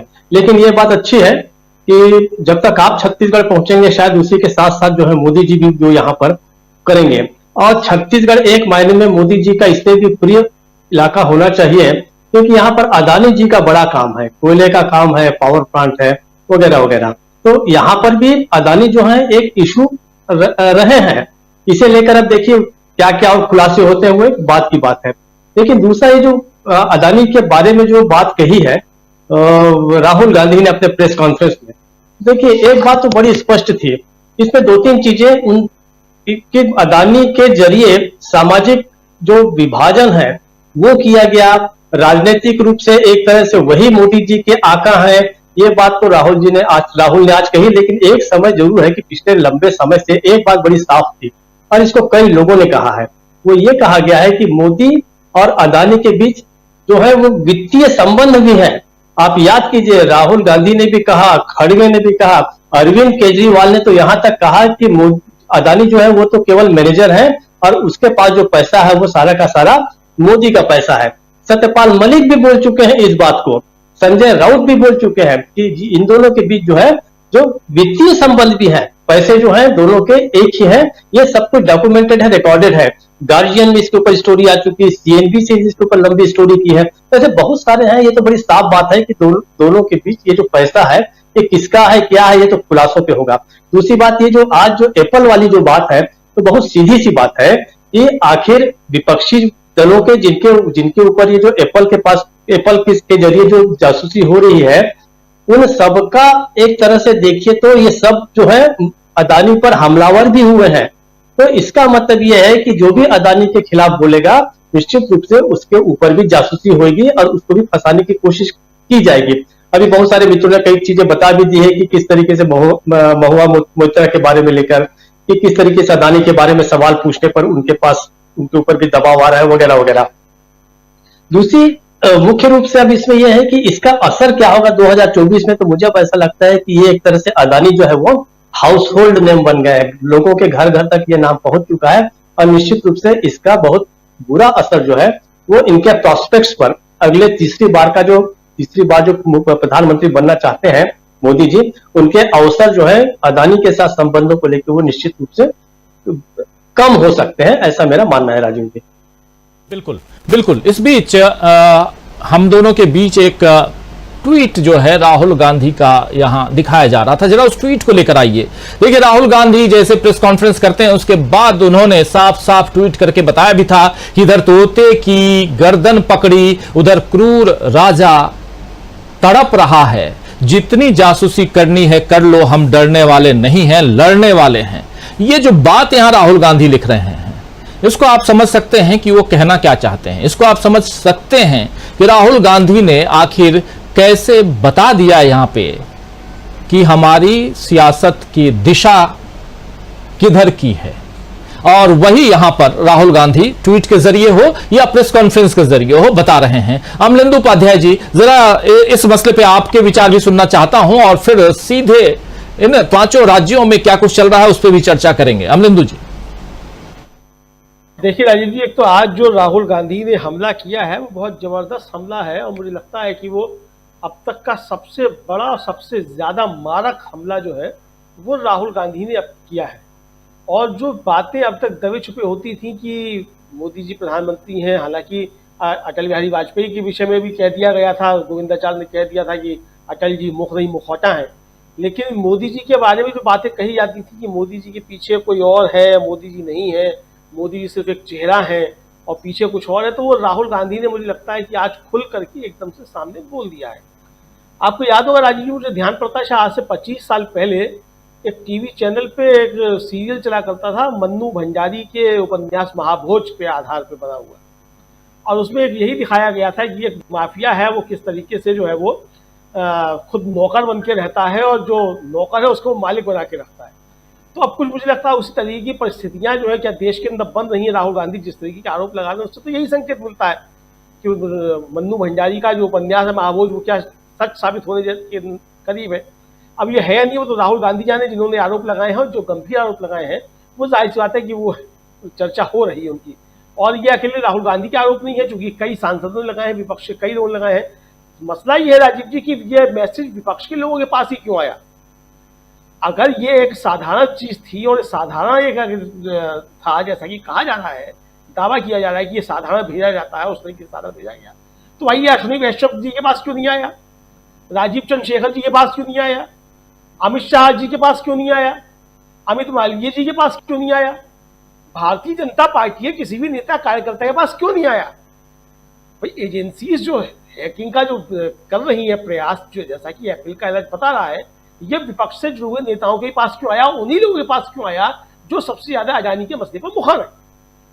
असली मसला ये तो इसलिए ये संदेह पैदा करता है कि राहुल गांधी और विपक्ष के तमाम लोग जो आरोप लगा रहे हैं, जिनके पास ये सब मैसेज आया है, उसमें कहीं ना कोई सत्ता प्रतीत होती है। पेगासस को लेकर के जिस तरह की पहले चीजें आई थी राजीव जी, हालांकि मुझे लगता है वो पेगासस जितना मसला था वो उतना कर रहा, ठीक है भारत में जासूसी कर रहे होंगे, लेकिन वो पेगासस इजराइल में तो फेल हो गया। भाई जिससे आपने खरीदा था वो पेगासस कितने में आपने खरीदा, ये भी देश को आपने नहीं बताया अभी तक कि कितने में खरीदा और कितना नहीं खरीदा। आपका राष्ट्रीय सुरक्षा का मसला है, ये तो कहा ही नहीं सरकार ने कि नहीं खरीदा, वो इजराइल में फेल हुआ।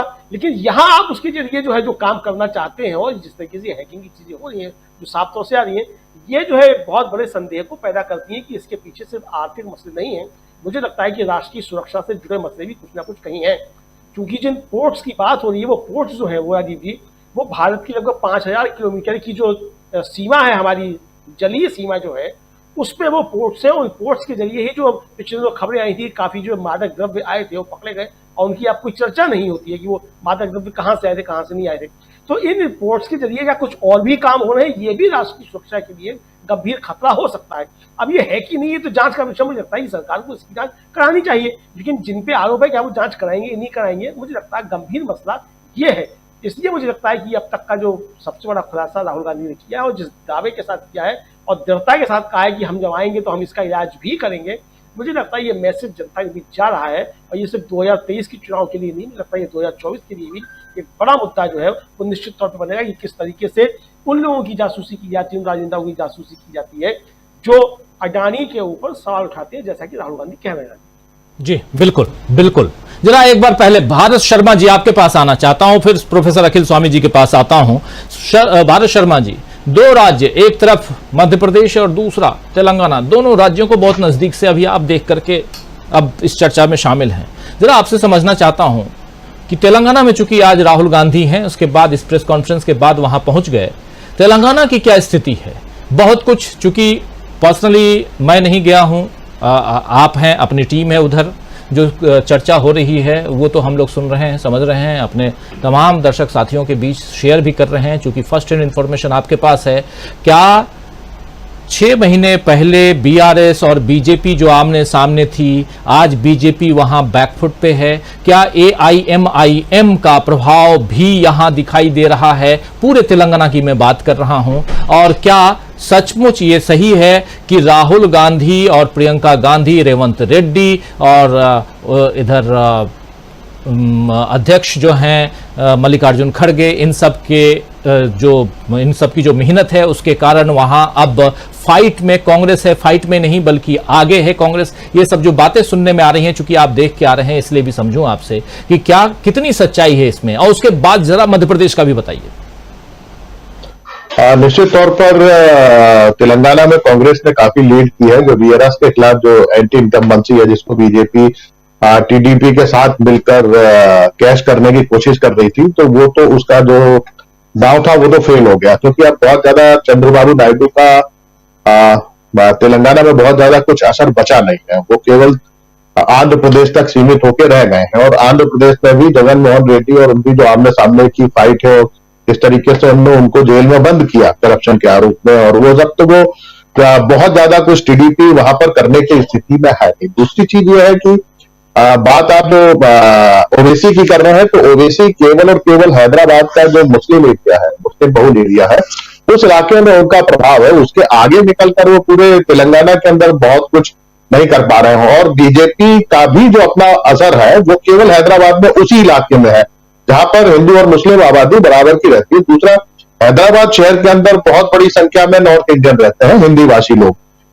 तो उन लोगों का भी जैसे हम बंगाल में देखते हैं, खासतौर पर कोलकाता के अंदर जितना हिंदी भाषी इलाके में जो लोग हैं वो बीजेपी की तरफ थोड़ा सा उनका झुकाव रहता है, उस तरीके से आंध्र प्रदेश में, मतलब हैदराबाद के अंदर तो आपको दिखाई देगा, लेकिन जो हार्डकोर जो आप जिसमें जो आप उनकी बात करें, जो तेलुगु भाषी लोगों की बात करेंगे तेलंगाना के अंदर, वो उनके बीच में बीजेपी का बहुत ज्यादा असर नहीं है, क्योंकि कांग्रेस वहां पर एक बड़ी ताकत रही है। खासतौर पर वाईएसआर रेड्डी जब वहां पर थे और उन्होंने जिस तरीके से काम किया था, अगर आप अभी भी अगर हैदराबाद में जाएंगे तो जो 108 जो पूरे देश में जो एम्बुलेंस चलती है, ये वाईएसआर की देन है।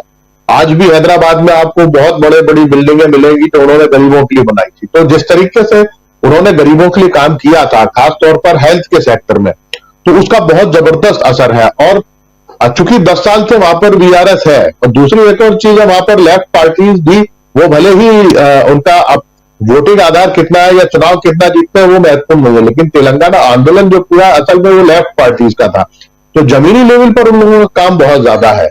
उनकी बहुत बड़ी वहां पर रैलियां होती है। वो अलग बात है कि वो कितना चुनाव जीत पाते हैं, लेकिन असर बहुत है। तो ये जो इनके जो आपस में जो एक तरीके का जो तालमेल करके जो चल रही है कांग्रेस और ये सब जो हो रहा है, तो उसमें इनको फायदा काफी मिल रहा है। और कांग्रेस इस समय तेलंगाना में अपर हैंड है, और अगर सरकार बना के ले जाए तो ये कोई बहुत बड़ी बात नहीं होगी। बीजेपी की जो कोशिश थी वो कोशिश वहां पर पूरे तरीके से असफल हो चुकी है। अब मैं बात करूंगा, आप तो मध्य प्रदेश की कह रहे हैं, मध्य प्रदेश में भी बड़ी अजीब सी स्थिति है।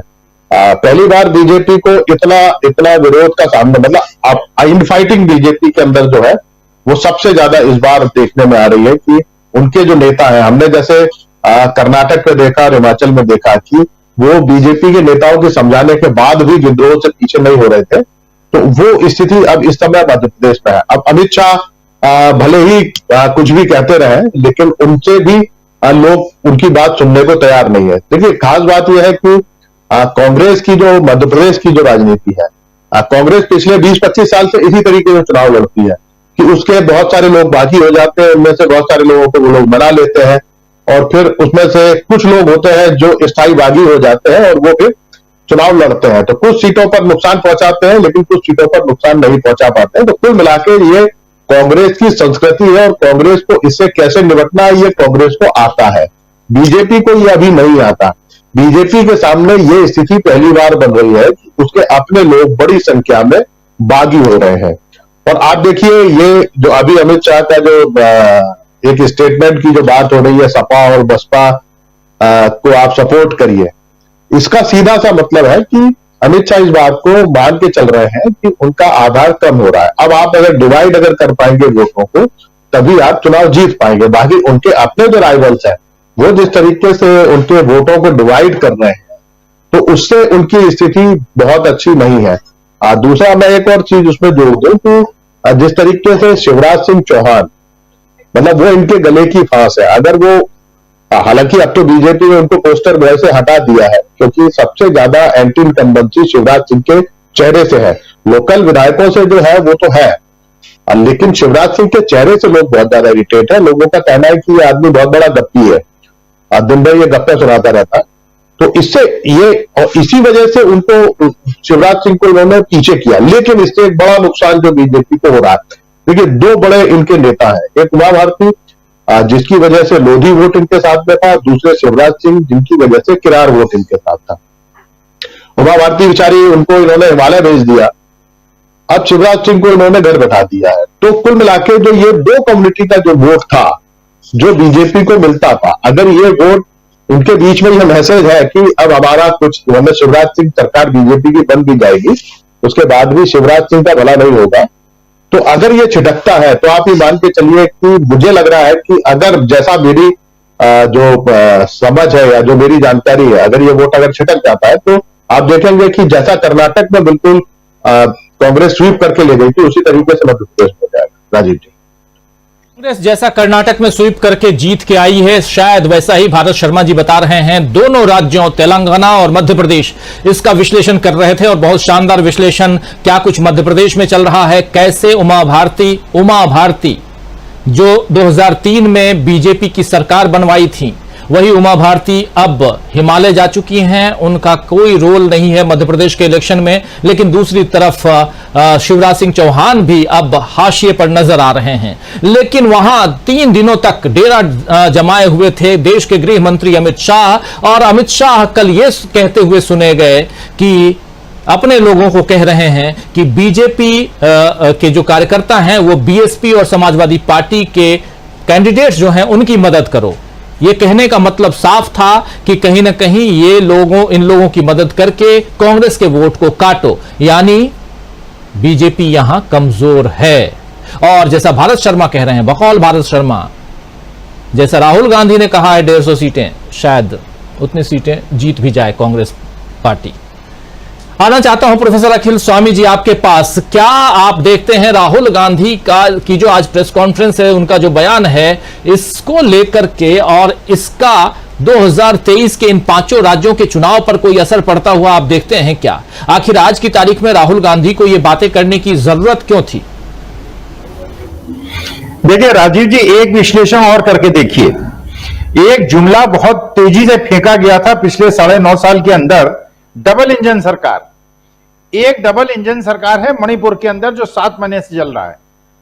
पिछले 3 दिन से महाराष्ट्र के अंदर जो स्थिति है, sitting member of parliament resign कर रहे हैं, एमएलए रिजाइन कर रहे हैं, बिल्कुल उहापोह की स्थिति है, अराजकता की स्थिति है, और महाराष्ट्र के अंदर भी डबल इंजन की सरकार है। इसका मतलब यह है कि डबल इंजन सरकार को ऐसे जैसे पेश किया गया कि अगर आप चाहते हैं कि विकास हो तो डबल इंजन सरकार काम करेगी। मुझे ऐसा लगता है आज के तारीख में भारतवर्ष में जो सबसे अशांत एरिया हैं, जहां सबसे ज्यादा उहापोह है और परेशानी है, या तो मणिपुर है या आज की तारीख में महाराष्ट्र है, जिसका कोई सूत्र इनके पास नहीं है, ना केंद्र सरकार के पास है ना राज्य सरकार के पास है। इसको कैसे सॉल्व करेंगे? और दूसरी चीज देखिए, जो शर्मा जी ने कहा उसके बाद की खबर, चंद्रबाबू नायडू को बेल मिल गई है, और चंद्रबाबू नायडू ने बेल मिलने के बाद जो पहला स्टेटमेंट दिया है कि तेलंगाना के अंदर मेरे जितने भी कार्यकर्ता हैं, ये देखिए एक डिसाइडिंग फैक्टर है, ये चुनाव को बदलने वाली चीज है। चंद्रबाबू नायडू ने कहा है जो बने रहिए, परिचर्चा अभी जारी है। वीडियो को लाइक और शेयर कर दीजिए और चैनल को सब्सक्राइब कर लीजिए। आइए आगे सुनते हैं इस परिचर्चा। आंध्र प्रदेश और तेलंगाना के अंदर मिले हुए एरिया हैं, जो सटे हुए एरिया हैं, जहां चंद्रबाबू नायडू का एक प्रभाव है। उन्होंने कहा मेरे सारे कार्यकर्ता जी जान से जुट जाएं कांग्रेस को जिताने के लिए। देखिए, ये वही चंद्रबाबू नायडू हैं जिनके हाथ पकड़ के मोदी जी बिठा रहे थे कि भागो मत, जाओ मत, और चंद्रबाबू नायडू चले गए थे। बीच में खबर उड़ गई थी कि वो एनडीए में जाने वाले हैं। अगर चंद्रबाबू नायडू इस प्रकार से जो भी वोट उनके पास है 4-5%, अगर वो भी शिफ्ट कांग्रेस की तरफ करा देते हैं और उत्तम रेड्डी और जिस प्रकार से वहां पे कंसोलिडेशन हो रहा है कांग्रेस की तरफ, तो मुझे ऐसा लगता है जो तेलंगाना के अंदर 55% सीटें कांग्रेस को मिलने वाली थी, अब 65% सीटें मिलेंगी, क्योंकि जो वाईएसआर की बेटी हैं जो आना चाहती थी कांग्रेस के अंदर, किसी वजह से नहीं आ पाई, और क्योंकि वहां के जो कांग्रेस के एस्टेब्लिश लीडर्स हैं शायद उन्होंने स्वीकार नहीं किया। लेकिन इसका मतलब यह है तेलंगाना में पूरी हवा जो है वो कांग्रेस की तरफ बह रही है, और यही स्थिति राजस्थान के अंदर वहां की जो एक प्रकार की चिकित्सा व्यवस्था उन्होंने प्रोवाइड की है, इतना बड़ा डिसाइडिंग फैक्टर काम कर रहा है। और जनता को यह महसूस हो गया है, पूरे हिंदुस्तान की जनता को, कि राजस्थान मॉडल अगर चला और छत्तीसगढ़ मॉडल और बघेल साहब का चला, किसानों को अगर 2800 और 3,000 रुपए पैडी का मिला, जब ये कहा बघेल साहब ने कि अगर जल्दी से जल्दी 3,000 रुपए आपको धान नहीं मिला तो आप मुझे जितना चाहें गाली दे दें, लेकिन मैं ऐसा आपको मौका नहीं दूंगा कि आप मुझे गाली दे सकें। तो ये जो राजस्थान का मॉडल है और ये जो छत्तीसगढ़ का मॉडल है, ये गुजरात मॉडल पे इतना हैवी पड़ रहा है, क्योंकि गुजरात मॉडल केवल गुजरात के लिए है और जो राजस्थान और छत्तीसगढ़ का मॉडल है ये पूरे हिंदुस्तान के लिए। राजस्थान छत्तीसगढ़ का मॉडल, गुजरात मॉडल, गुजरात की बात। जरा शकील अख्तर जी, यहाँ 5 राज्यों के चुनाव की हम बात कर रहे हैं और राहुल गांधी की प्रेस कॉन्फ्रेंस, जासूसी का पर्दाफाश और तमाम बातें, उस पर हम चर्चा लगातार कर रहे हैं। जरा आपसे भी समझना चाहता हूँ, क्या कुछ कांग्रेस के अंदर खाने चल रहा है? क्या रणनीति कांग्रेस बना रही है इन 5 राज्यों के पैरेलली? क्या 2024 की तैयारी भी हो रही है या कुछ और है कि पहले हम 5 राज्यों को जीत लें? क्या कुछ आप वहाँ देखते हैं, सुनते हैं? जी, इससे पहले हम एक बात बता दें, जो अभी भारत शर्मा जी ने कही, वाकई वाईएसआर की जो मेडिकल पॉलिसी थी उसको हमने वहाँ जाके कई बार देखा है, और आज जो राजस्थान और छत्तीसगढ़ में कांग्रेस सरकारें मेडिकल के जो नए कायदे चला रही हैं, जो नई व्यवस्था कर रही हैं जनता के हित के लिए, वो वही मॉडल है वाईएसआर वाला। तो वाईएसआर का जो मॉडल है वो बहुत बड़ा अपने आप में एक मॉडल था और जो बहुत ही सफल हुआ। अब दूसरी बात जो आपने कही है, देखिए आज राहुल ने उसी स्ट्रेटेजी के तहत, उसी सोच के तहत आज इतनी बड़ी प्रेस कॉन्फ्रेंस की, और आप देखिए कि इस प्रेस कॉन्फ्रेंस में जो सबसे बड़ी खास बात है वो उन्होंने नंबर 1 पे संघ को नहीं बताया। आमतौर पे संघ इस बात को मानती थी कि सरकार हमारी है, देश का जो मीडिया है वो भी ये कहता था, हम लोग भी ये कहते थे कि सरकार का रिमोट कंट्रोल किसी और के पास है।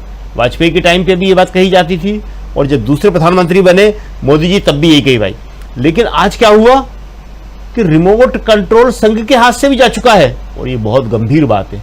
संघ को सोचना पड़ेगा इस बारे में कि अगर जिन सरकारों को वो बनाती है, जिन नेताओं को वो बड़ा करती है, आगे लाती है, वो भी उसके नहीं है, तो फिर उसका कौन है?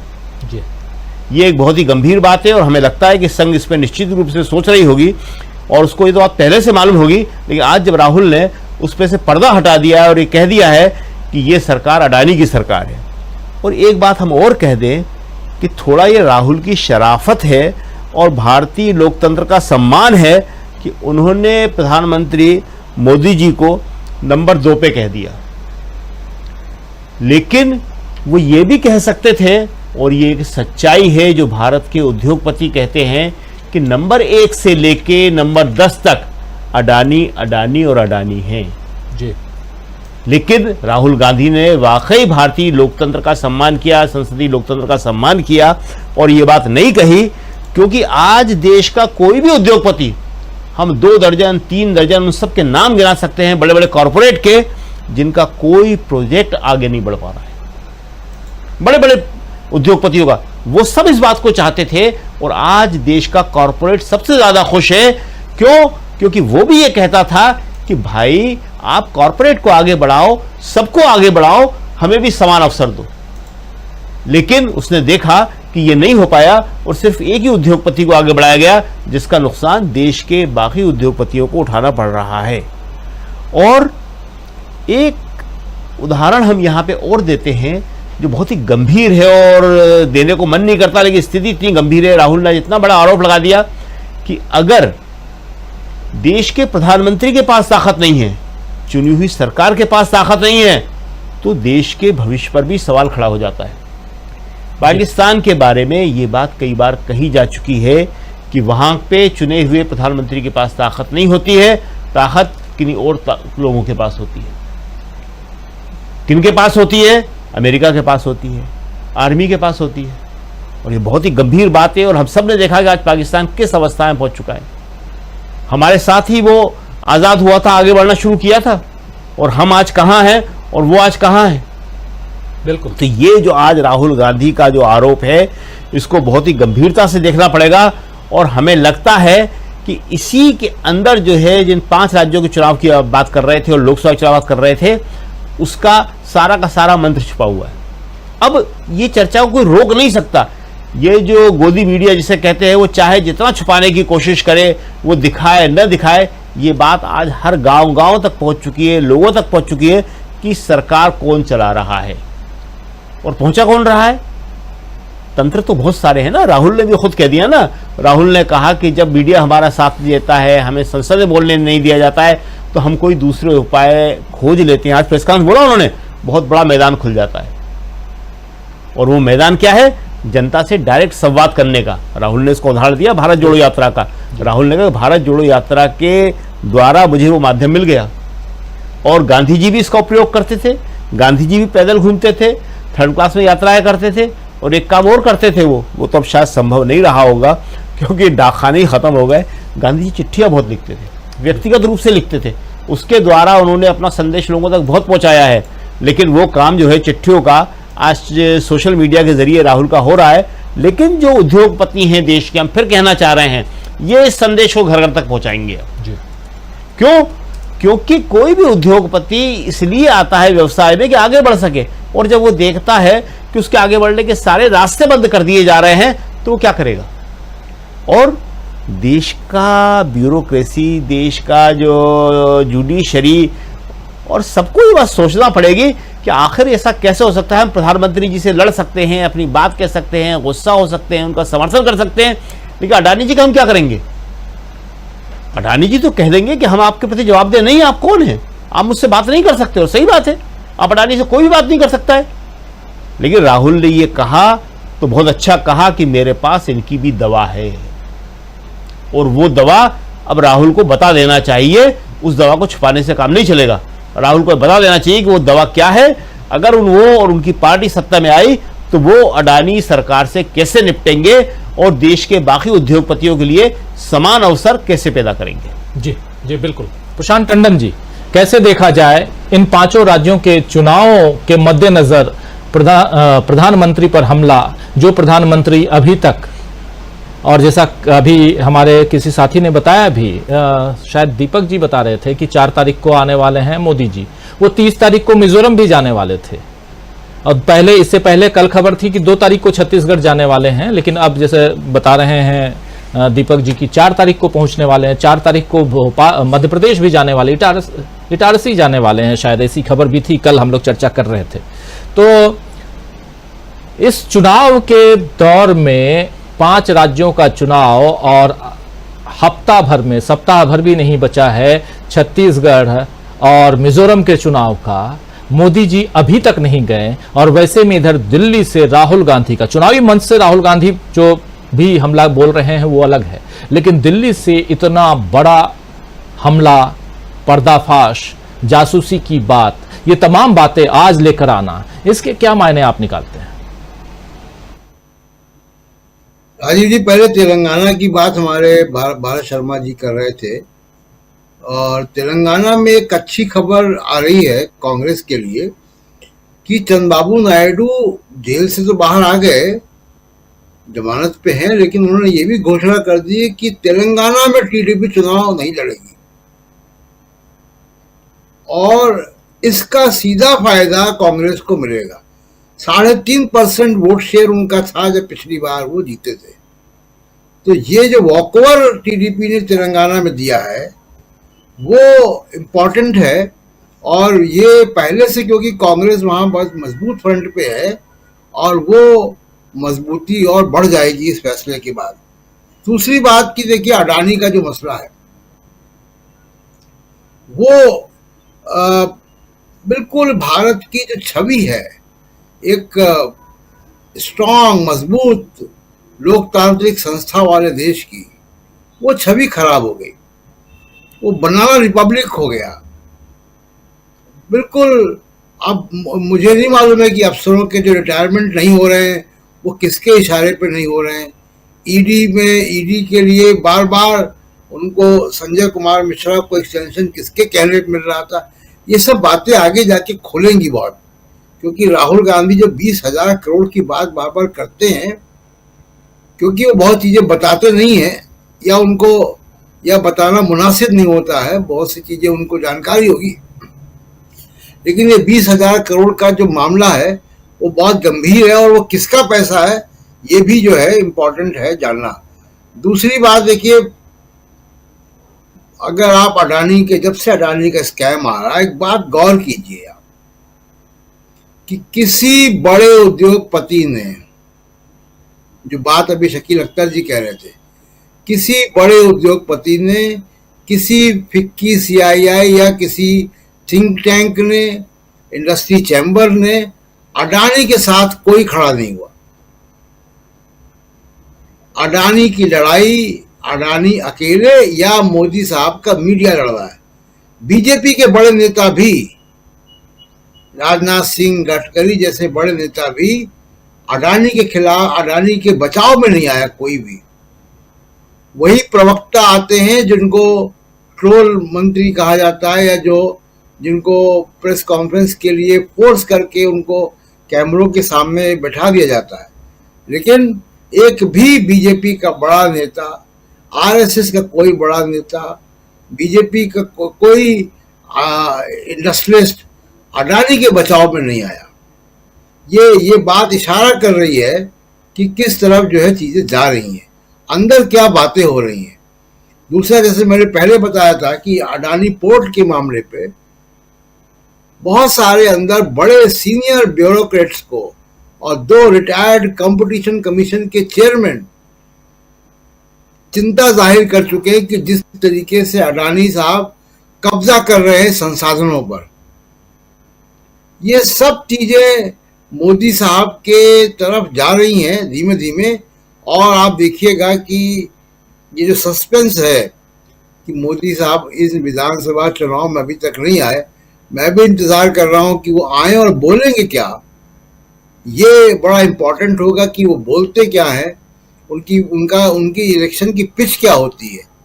तो मुझे लगता है कि मोदी साहब कुछ लगता है कि विथड्रॉ कर रहे हैं, या उनके ऊपर जो सिस्टम के अंदर का प्रेशर है वो अडानी को लेके बढ़ रहा है, जिसका खुलासा जो है वो आगे आने वाले थोड़े से समय में होगा जरूर। और मुझे लगता है कि विधानसभा चुनाव के रिजल्ट 3 दिसंबर को जब आएंगे, उसके बाद एक नई कहानी जो है इस देश की राजनीति में लिखी जाएगी और बोली जाएगी। राजीव। बिल्कुल बिल्कुल, आने वाले समय में बहुत कुछ हम लोग देखेंगे। पॉलिटिकली जो है, यानी सियासत में चेंजेस होती हैं, और लोग जो हैं वो खासकर सियासी दल, नेता, राजनेता जो कह लें, वो उस हिसाब से तैयारियां भी करते हैं। बहुत दूरदर्शी होते हैं, वो जानते हैं कि आज अगर ये बात कही है तो इसका असर कब, कहाँ, कैसे होगा, और उसका फ़ायदा कैसे उठाना है, और ख़ासकर लोगों को कैसे अपनी तरफ आकर्षित करना है।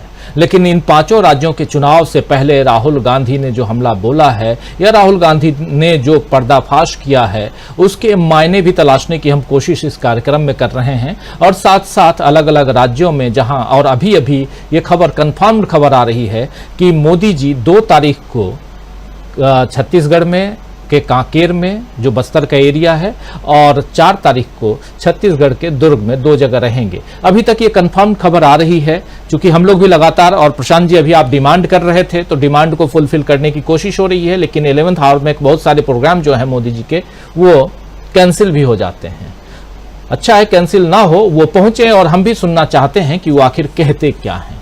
क्योंकि अगर वो मैदान से बाहर रहेंगे तो जो समानांतर जो कंपैरिजन जो चलना चाहिए वो करना भी मुश्किल होता है। तो मैदान में आए मोदी जी, इसकी जरूरत भी है। राहुल गांधी पहले से मैदान में डटे हुए हैं, प्रियंका गांधी मैदान में डटी हुई हैं और कल 1 तारीख को उसी छत्तीसगढ़ में 2 सभाएं कर रहे हैं मल्लिकार्जुन खड़गे। बिल्कुल सुदूर बस्तर जो नक्सल एरिया है, सुकमा बिल्कुल अंतिम छोर है और वहां से आंध्र प्रदेश का एरिया, अब तो कहें तेलंगाना का एरिया लगा हुआ है, वहां रहेंगे कल मल्लिकार्जुन खड़गे। और एक महासमुंद एक जगह है जो छत्तीसगढ़ में ही राजधानी रायपुर से बहुत नजदीक ही है, वहां भी मल्लिकार्जुन खड़गे रहेंगे।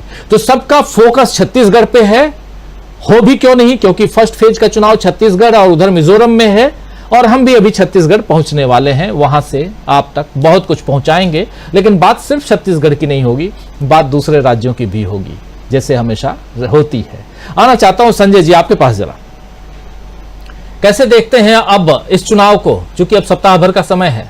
और इसके बाद इसी बीच एक खबर और भी पहुंचा दूं आप लोगों तक कि 7 तारीख से 30 तारीख तक चुनाव आयोग ने कह दिया है कि कोई भी ओपिनियन पोल आप नहीं दिखा सकते हैं।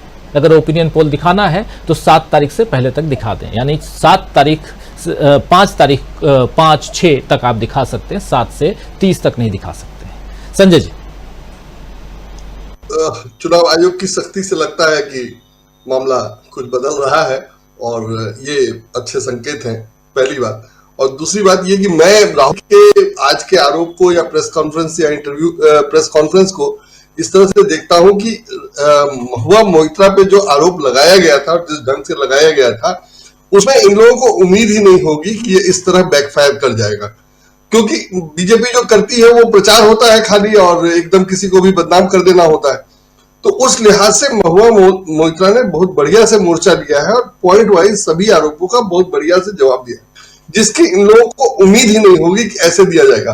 और उसमें जिस लेवल पे गई बीजेपी कि किसी का पुराना मित्र के खिलाफ लिखाया गया, से शिकायत करवाई गई और महुआ मोइत्रा ने कहा कि उसके कनपट्टी पे रिवॉल्वर लगा करके उससे शिकायत पर दस्तखत करवाया गया। तो ये सब आरोप माने इसमें जो नीचे तक कन्वे होगा वो बहुत ही खराब रूप से सरकार को प्रदर्शित करता है। और जाहिर है चूंकि महिला का मामला है, पहली बार का है, बंगाल की सांसद हैं, क्या बोलते हैं, जिस ढंग से इनको बदनाम करने की कोशिश की गई कि शराब पीती हैं और पढ़ी लिखी हैं, विदेशी विचारों की है वगैरह वगैरह, तो उसमें जनता की थोड़ी दिलचस्पी हो जाती है कि वो वैसी महिला कैसे मुकाबला कर रही है। तो ये सब आम जनता तक जाएगा और उसमें जो बहुत ही खराब लाइट में सरकार आई है, चाहे जैसे जो भी कारण हो। और मुझे लगता है कि वो हमला होना ही नहीं चाहिए था और उसमें कुछ है नहीं मामले में। तो इस ढंग से माने अडानी के मामले में बीजेपी का वार महुआ मोइत्रा पे बहुत खराब गया और इससे जो स्थिति बनी राहुल गांधी ने उसका फायदा उठाया, मौके पर ये सब अडानी के खिलाफ बोल करके, और ये पूरा बना दिया कि बहुत ही खराब स्थिति है और सिर्फ अडानी के लिए, माने अडानी नंबर 1 है, उसमें सारी बातें शामिल है। तो मैं इसको ऐसे देखता हूं कि माने सब मिलाकर के बीजेपी ने अपनी हालत खुद खराब की थी और लगातार कर रही थी और अब ये लोग बुरी तरह फंस गए हैं और इनके पास स्केप नहीं है और आरोप लगाने के लिए चीजें नहीं है, आरोप लगाने के लिए दम नहीं है, इनके पास साधन नहीं है, लोग नहीं है। मतलब अगर महुआ मोइत्रा ने भी कहा कि अगर मेरे खिलाफ आरोप लगवाना ही था तो सिर्फ निशिकांत दुबे मिले, दूसरा सांसद क्यों नहीं मिला। यह साधारण नहीं है कि महुआ मोइत्रा पे आरोप लगाने के लिए निशिकांत दुबे को ही चुना गया, जिनकी पहले से लड़ाई थी और अडानी का प्लांट है इनके कंस्टिट्यूएंसी में। दोनों बातें हैं, निशिकांत दुबे की कंस्टिट्यूएंसी में अडानी का प्लांट है और निशिकांत दुबे से महुआ मोइत्रा की पहले से लड़ाई है और महुआ मोइत्रा पे आरोप लगाने के लिए निशिकांत दुबे को चुना गया। और जो शिकायतें की गई उस पर महुआ मोइत्रा कह रही हैं कि वो एथिक्स कमेटी को एक्सेप्ट ही नहीं करना चाहिए था, उसमें कोई सबूत ही नहीं है। तो इस तरह से कितना मामला कमजोर है, ये सारी बातें कन्वे हो गई थी और तब उसमें राहुल गांधी ने कहा कि सरकार अडानी ही है और अडानी चला रहे हैं। तब जब ये कहा गया कि एप्पल कह रहा है कि फोन हैक करने की कोशिश की जा रही है, तो कितने खराब माने सरकार कितनी खराब उसकी छवि बन रही है इसका अंदाजा हम लोग लगा सकते हैं। और मतलब ये काफी है। उसके बाद अब चुनाव जीत भी जाए तो क्या कहा जाए, फिर तो मतलब इसके बाद भी जीत जाएगी तो क्या किया जा सकता है। कुछ आशा है ये कार्यक्रम आपको पसंद आया होगा। इस वीडियो को ज़्यादा से ज़्यादा शेयर करें, लाइक करें और कमेंट करके बताएं आपकी राय क्या है। और अगर आपने हमारा यूट्यूब चैनल अभी तक सब्सक्राइब नहीं किया है तो तुरंत इसको सब्सक्राइब कर लीजिए और बेल आइकन भी दबा दीजिएगा ताकि अगली जब वीडियो अपलोड हो तो आपके पास इसका नोटिफिकेशन पहुंच सके। और अगर आपने हमारा फेसबुक पेज फॉलो नहीं किया है, फेसबुक पेज को भी फॉलो करें। धन्यवाद।